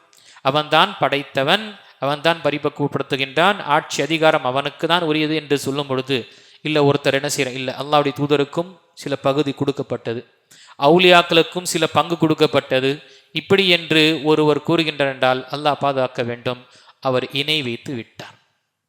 எந்த இணை வைத்தை பற்றி அல்லாஹ் தன்னுடைய திருமறையில் சூரத்துல் இஹ்லாஸ அல்லாஹ் தன்னை பற்றி வர்ணிக்கும் பொழுது, தன்னுடைய செல்ஃப் இன்ட்ரடக்ஷன் கொடுக்கும் பொழுது என்ன கொடுக்கின்றான்?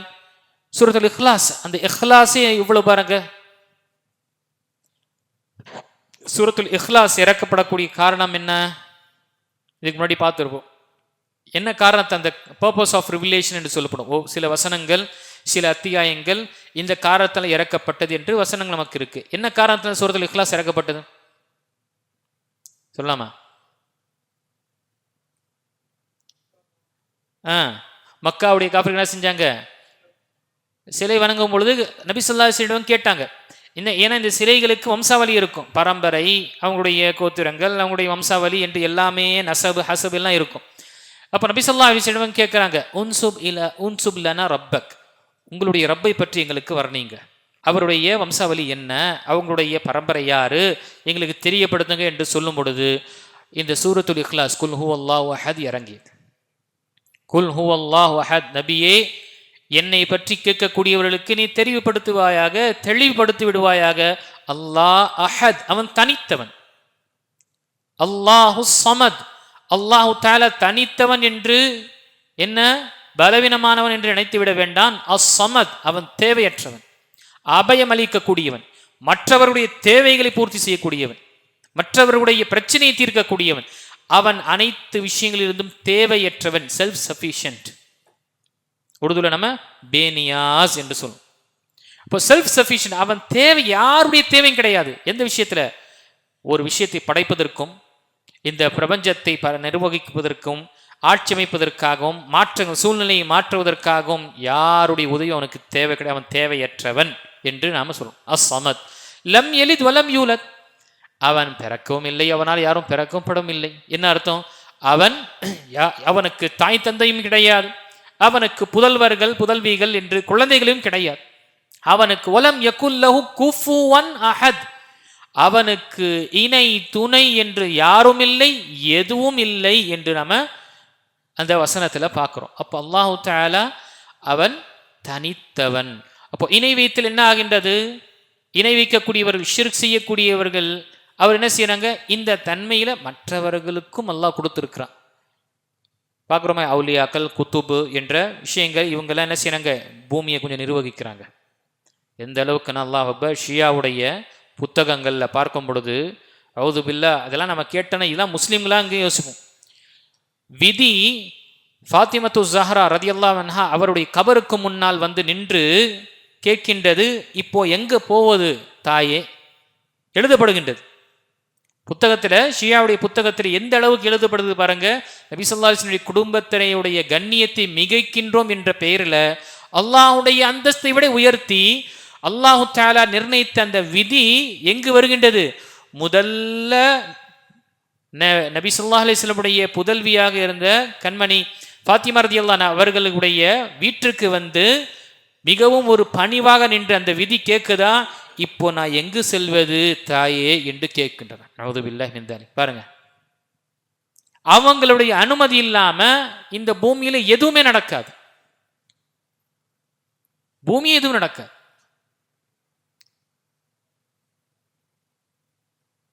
அல்லாஹ் அக்பர். நபி கிட்ட என்ன இருக்கு?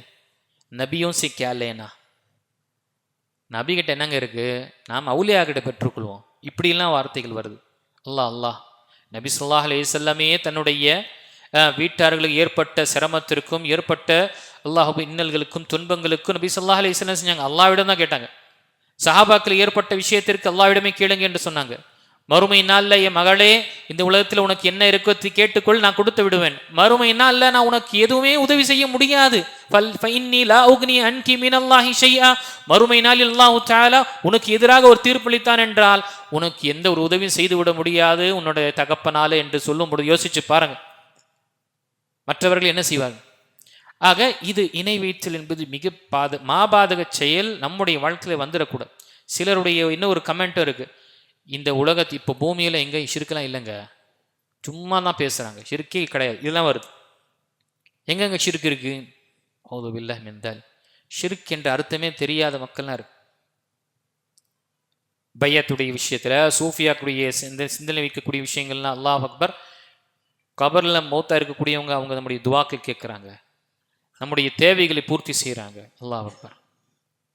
நம்முடைய தேவைகளை பூர்த்தி செய்கிறாங்க. இந்த அளவுக்கு அல்லாஹ் அக்பர். நபி ஸல்லல்லாஹு அலைஹி வஸல்லமுடைய ஹயாத் இருக்கும் வரை அவர் ஏதாவது மக்களுக்கு தேவை என்றால், தண்ணீர் பற்றாக்குறை இருக்கும் பொழுது, பஞ்சம் ஏற்படும் பொழுது நபி ஸல்லல்லாஹு அலைஹி வஸல்லம் அவர்கள் அல்லாஹ்விடம் துஆ கேட்பார்கள், மழையை வேண்டி. நபி ஸல்லல்லாஹு அலைஹி வஸல்லமுடைய மௌத்துக்கு பிறகு எந்த ஒரு சஹாபியும் நபி ஸல்லல்லாஹு அலைஹி வஸல்லம் கபராண்டு சென்று அல்லாஹ்வுடைய தூதரே, ஹயாத்தாக இருக்கும் பொழுது உங்களிடம் தான் கேட்டோம், மௌத்தான பிறகுதான் உங்களிடம் கேட்போம் என்று சொல்லல. மாறாக நேராக அப்பாஸ் ரலியல்லாஹு அன்ஹுவிடம் வராங்க. வந்து உமர் ரலியல்லாஹு அவருடைய காலத்தில் பஞ்சம் ஏற்பட்டது பாருங்க. அதனால தான் அந்த காலத்தில் திருடக்கூடியவர்களுக்கு கைவெட்டுவதை கொஞ்சம் என்ன செய்யுங்க தள்ளி வைத்தாங்க. ஏன்னா சூழ்நிலை ரொம்ப கடுமையாக இருந்தது, உணவுக்கு ரொம்ப சிரமமான ஒரு பஞ்சம். அப்படிப்பட்ட இதில் வந்து அப்பாஸ் ரலியல்லாஹு கேட்குறாங்க, அப்பாஸி நீங்கள் நபி ஸல்லல்லாஹு அலைஹி வஸல்லம் ஹயாத்தாக இருக்கும்பொழுது நம்ம நபி ஸல்லல்லாஹு அலைஹி வஸல்லம் கேட்போம் நமக்காக துஆ கேட்குமாறு என்று. இப்போ நபி ஸல்லல்லாஹு அலைஹி வஸல்லம் நமக்கு மத்தியில் கிடையாது, மௌத்தாகி விட்டாங்க. நீங்கள் அவருடைய குடும்பத்தாரும் மூத்தவராக இருக்கிறீங்க, ஆக நீங்கள் எங்களுக்காக துஆ செய்யுங்க என்று அவரிடம் கேட்கும் பொழுது அவர் தொழுகை, அவர் ஸலாத்துல் இஸ்திஸ்கா அல்லது துஆ அவர் கேட்கிறாரு. அவருடைய கையை கீழே இறக்குவதற்கு முன் அல்லாஹு தஆலா சுப்ஹானல்லாஹ் மழையை பொழிய வைக்கிறார். பாருங்க எப்படி இருந்தாங்க சஹாபாக்களுடைய விஷயத்துல, அந்த இணை வைத்தல் என்பது விஷயத்துல தெளிவாக இருந்தாங்க. இது என்னுடைய வாழ்க்கையில வந்துவிடக் கூடாது என்ற விஷயத்துல அவ்வளவு தெளிவாக இருந்தாங்க. நபி ஸல்லல்லாஹு அலைஹி வஸல்லம் வாழ்க்கையிலும் பாருங்க, தன்னுடைய சஹாபாக்களுக்கு அவங்க பதப்படுத்தும் பொழுது, தர்பியத் கொடுக்கும் பொழுது, ட்ரைனிங் செய்யும் பொழுது எப்பயாவது சில வார்த்தைகள் விடக்கூடிய நிலை ஏற்படும். புதுசாக இஸ்லாத்தை கொண்ட சில சஹாபாக்கள் அதையும் நபி ஸல்லல்லாஹு அலைஹி வஸல்லம் செஞ்சாங்க, புதுசாக இஸ்லாத்தை கொண்டாங்க, அப்புறம் பார்க்கலாம் என்று சொல்ல உடனே அங்கே எடுத்தாங்க. எடுத்துக்காட்டாக ஒரு சஹாபி நபி ஸல்லல்லாஹு அலைஹி வஸல்லம் சுனனில் வரக்கூடிய ஹதீஸில், மாஷா அல்லாஹ் வ ஷித், நபியே அல்லாஹ் அல்லாவும் நீங்கள் நாடினால் நடக்கும் என்று சொன்னாங்க. என்னங்க வார்த்தை? மாஷா அல்லாஹ் வ ஷித், அல்லாஹும் நீங்களும் நாடினீர்கள் என்றால், அல்லது அல்லாஹ் நாடினால் மற்றும் நீங்கள் நாடினால் நடக்கும் என்று. அல்லாஹ் சாஹா और आप चाहे तो होगा உருதுல சொல்லும்போது. இதை கேட்டவுடனே நபி ஸல்லல்லாஹு அலைஹி வஸல்லம் அல்லாஹ் அக்பர் கோபம் கொண்டு, அஜஅல்தன லில்லாஹி நித்தன் வஹுவ خلقك, என்னை அல்லாஹ்வுக்கு நிகராக ஆக்கிவிட்டாயோ? படைத்தவன் அவன்தான், அவன்தான் படைத்தான், என்னை நீ அவருக்கு சமமாக ஆக்கிவிட்டாய். குல் மா ஷா அல்லாஹ் வஹ்தக், வெறும் அல்லாஹ் நாடினால் மட்டும்தான் நடக்கும் என்று சொல்லு என்று நபி ஸல்லல்லாஹு அலைஹி வஸல்லம் அங்க என்ன செய்றாங்க?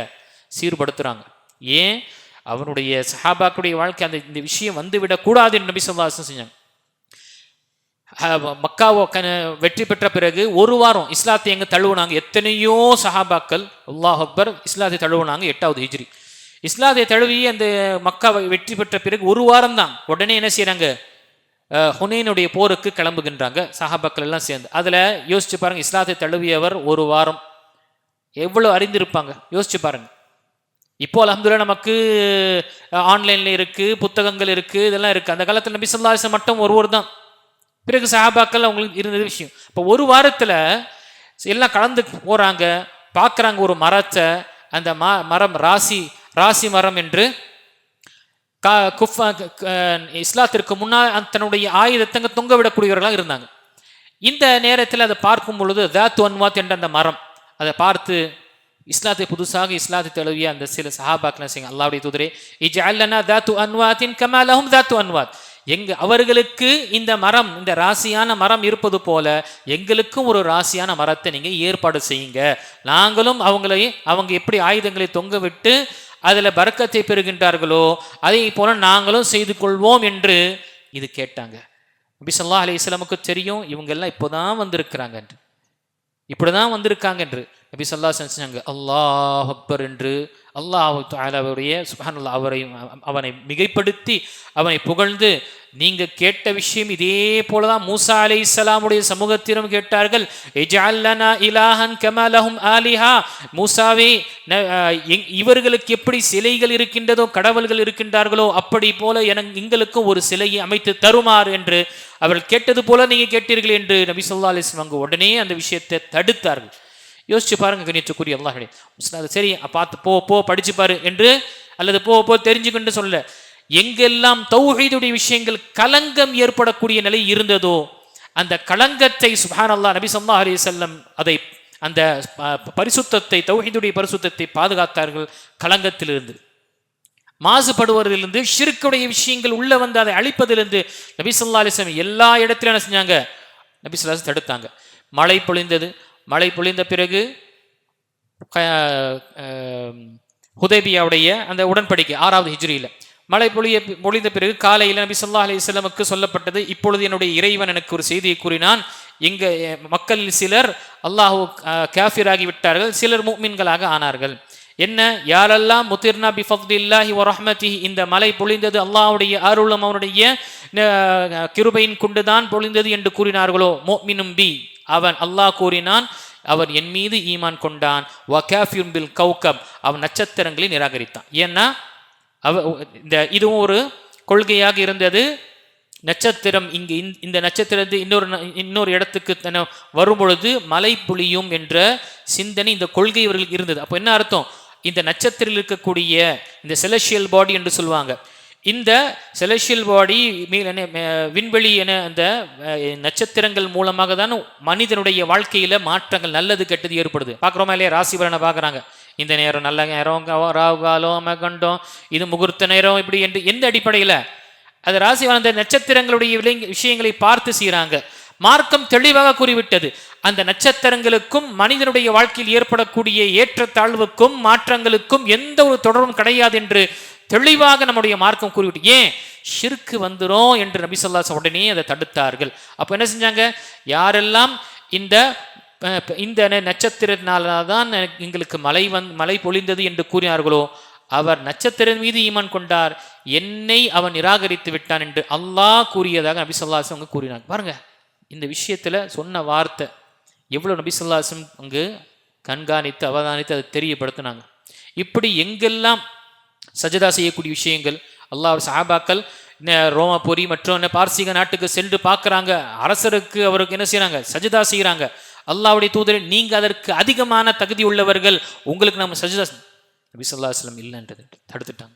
செய்யாதீங்க, இது செய்யாதீங்க, இது அனுமதியே கிடையாது, அல்லாஹ்வை தவிர வேறு யாருக்கு முன்னால் சஜதா செய்யக்கூடாது என்று நபி ஸல்லல்லாஹு அலைஹி வஸல்லம் தடுக்கிறாங்க. பாரு, இது அனைத்துமே பாருங்க, இதுதான் அல்லாஹ்வுடைய தூதர் ஸல்லல்லாஹு அலைஹி வஸல்லம் தௌஹீதுடைய விஷயத்துல தன்னுடைய சஹாபாக்களுக்கு கொடுத்த தர்பியா, அவங்களுடைய வாழ்க்கையில இணை வைத்தல் என்று சொல்லக்கூடிய விஷயம் உள்ள வந்து விடக்கூடாது என்பதற்காக முயற்சி செய்தார்கள்.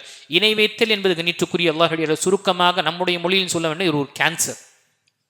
உள்ள வந்ததுன்னா எல்லாத்தையும் அழிச்சது போயிடும், எல்லாத்தையும் என்ன அது நமக்கு அழித்து விட்டு சென்று விடும். அதனால இந்த விஷயத்தில் தெளிவாக நாம் இருக்கணும், அலட்சியம் நம்ம இருந்து விடக்கூடாது. அதனால்தான் லா இலாஹா இல்லல்லாஹ் என்று கூறுகின்றோம். அதுல முதல் விஷயம் என்ன செய்யறோம், நிராகரிக்கிறோம். லா இலாஹா, வணக்கத்துக்குரியவன் யாரும் இல்லை எதுவும் இல்லை, இல்லல்லாஹ், அல்லாஹ்வை தவிர.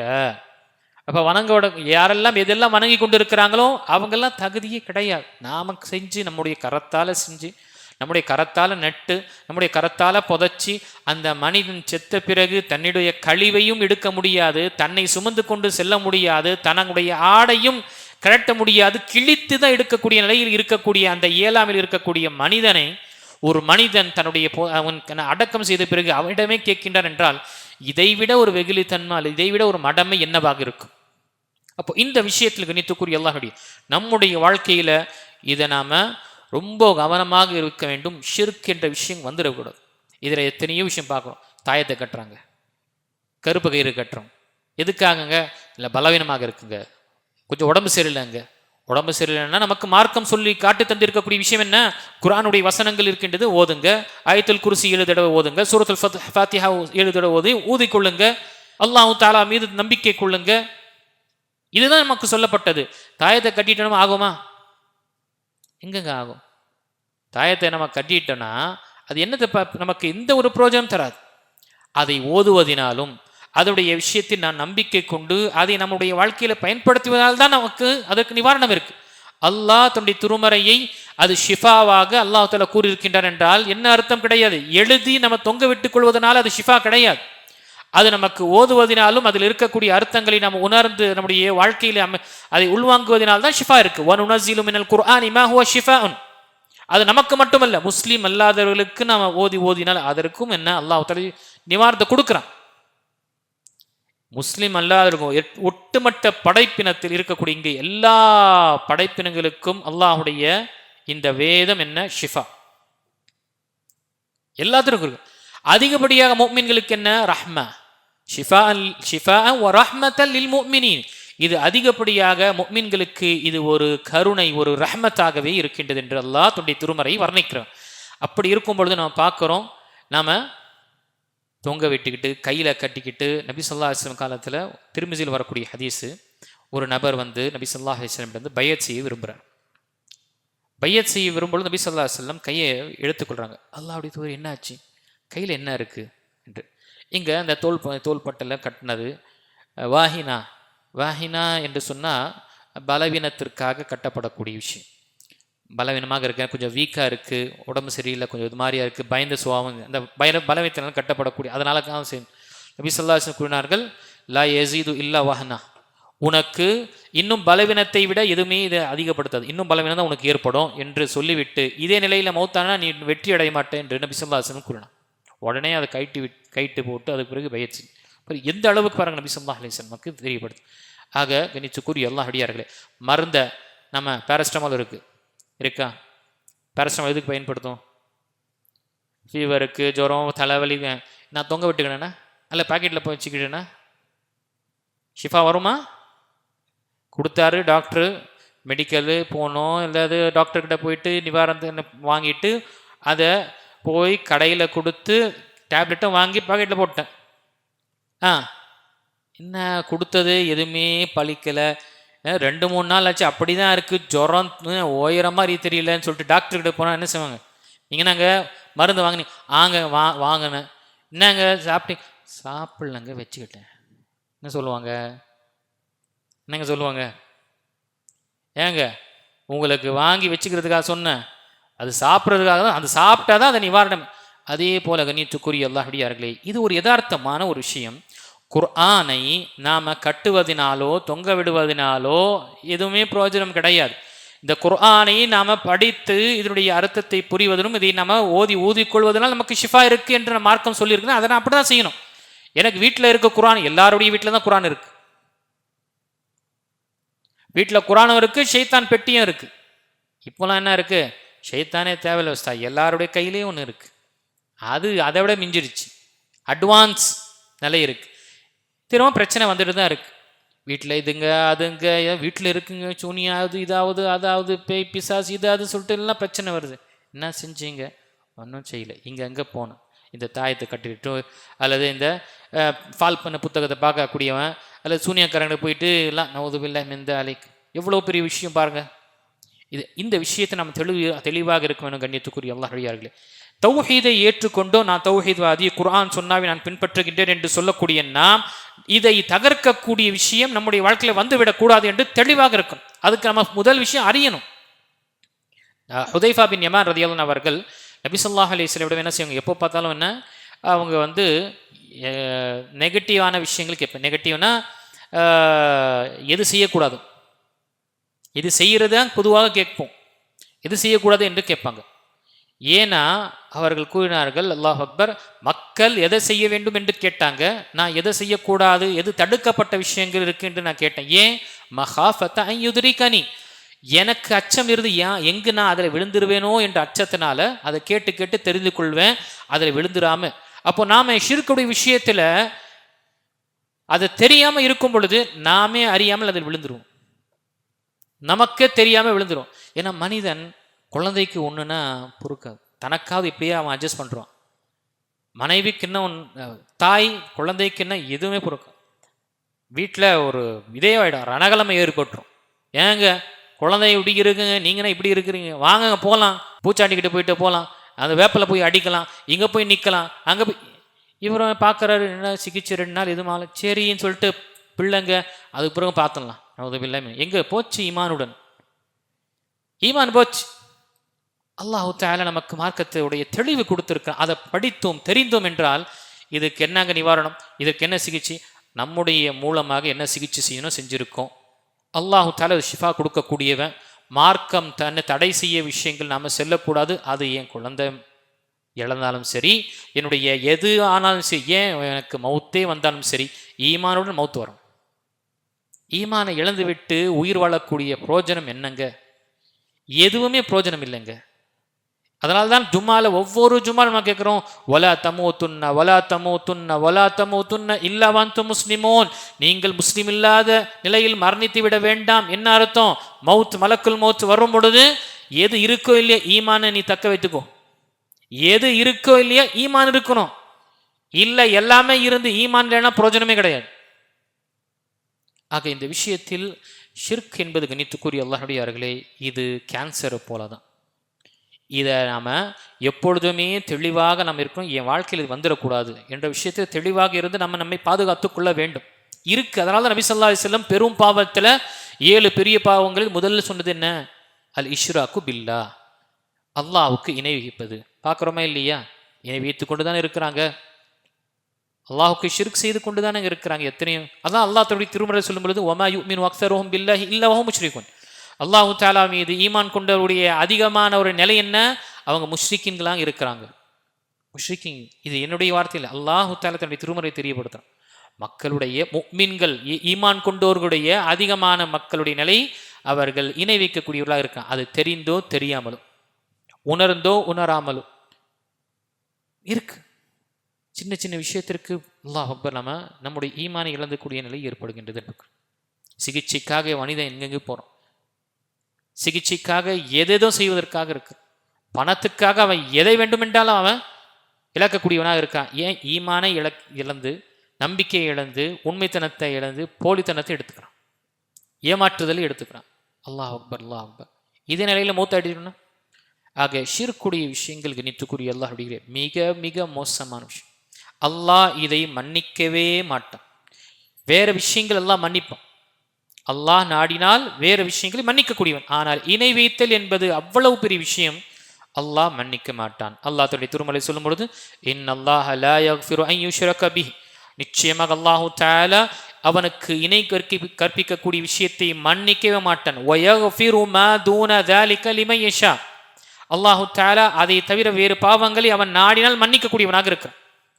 நாடியவனுக்கு அவன் மன்னிக்கக்கூடியவனாக இருக்கு. ஆனால் இணை வைத்தல் அவனுடைய சட்டம், அவன் மன்னிக்க மாட்டான் என்று அவன் வைத்து விட்டான், நான் அவனை மன்னிக்கவே மாட்டேன். யோசிச்சு பாருங்க, நபி ஸல்லல்லாஹு அலைஹி வஸல்லமுடைய அவங்களுடைய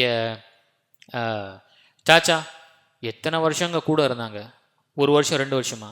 50 வருஷம் சிறு வயதிலிருந்து பராமரித்து 50 வருடம், கிட்டத்தட்ட 8 வருஷம், 8வது அநேகமாக 8 வயசுலேருந்து ஒருத்தர் வளர்க்குறாரு.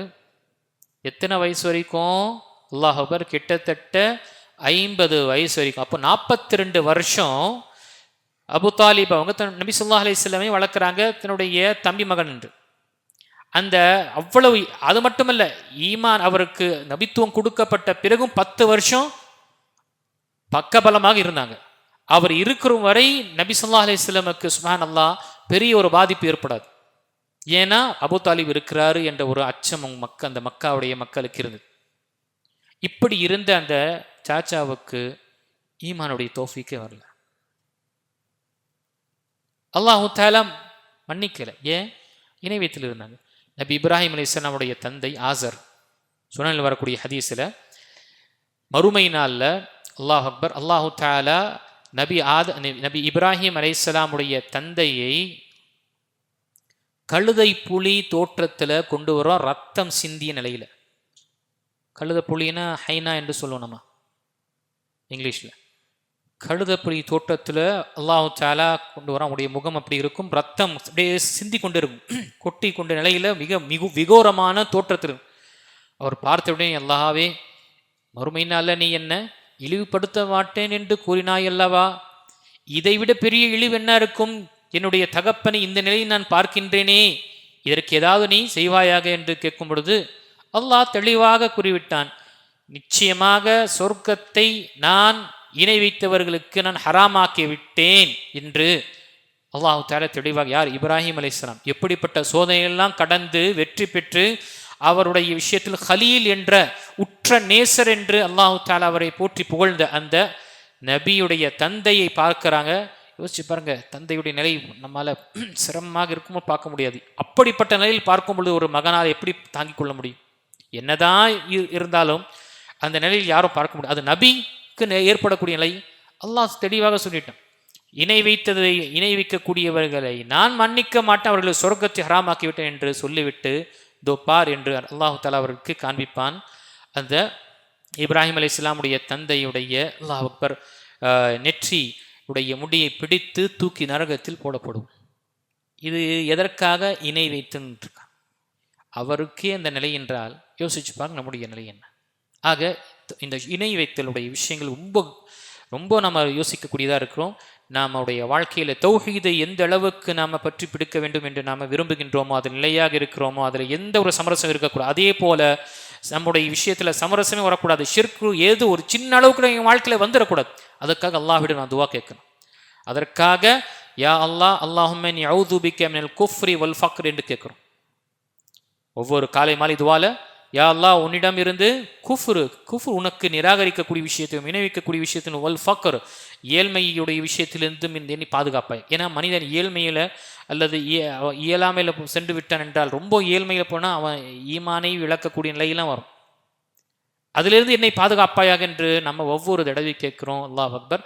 ஆக நம்ம இந்த விஷயத்தை நாம் தெளிவாக இருக்க வேண்டும். கண்ணியத்துக்குரிய அல்லாஹ்வுடையார்களே, தௌஹீதுடைய விஷயத்தில் நாம் அல்லாஹ்விடம் அதிகமாக நாம் துஆவும் கேட்க வேண்டும். அதற்கு உறுதியாக இருக்க வேண்டும். என்னதான் ஆகட்டும், என் குழந்தை, என் வீட்டில் இருக்கக்கூடியவர்களுக்கு இந்த தௌஹீதுடைய விஷயத்தை கற்றுத்தரணும். அதே போல இணை வைக்கக்கூடிய விஷயத்தில் ஒவ்வொருக்கும் நம்ம தெரியப்படும். நம்ம பசங்க ஸ்கூலில் படிக்கிறாங்க, எத்தனை கிறிஸ்டின் மிஷனரி ஸ்கூலு, எத்தனை மற்ற ஸ்கூல் இருக்குது, என்னென்ன கற்றுத்தராங்க. நாம் ஏதோ உலக கல்வி தான் கற்றுத்தராங்கன்னு நினைக்கிறோம். அல்லாஹ் பாதுகாக்க. கண்ணியத்துக்குரிய அல்லாஹ்வுடையார்களே, நம்ம குழந்தை போகிறது ரஹ்மானாக போவான், அங்கே இப்ராஹிமாக போவான், திரும்பி வரும் பொழுது அவன் ஜானால அபராமா தான் வரக்கூடியவனாக இருக்கும். பார்ப்பதற்கு தோற்றத்தில் முஸ்லீம் தோற்றமாக இருக்கும். சிந்தனை அனைத்துமே என்ன அல்லாஹ் பாதுகாக்க வேண்டும். இப்படி இதுக்கு தனி ஒரு ட்ரைனிங் இருக்கின்றது. குழந்தைகளை இப்படி ஏற்போம். அந்த நேரத்தில் நாம் அஞ்ச வேண்டும்.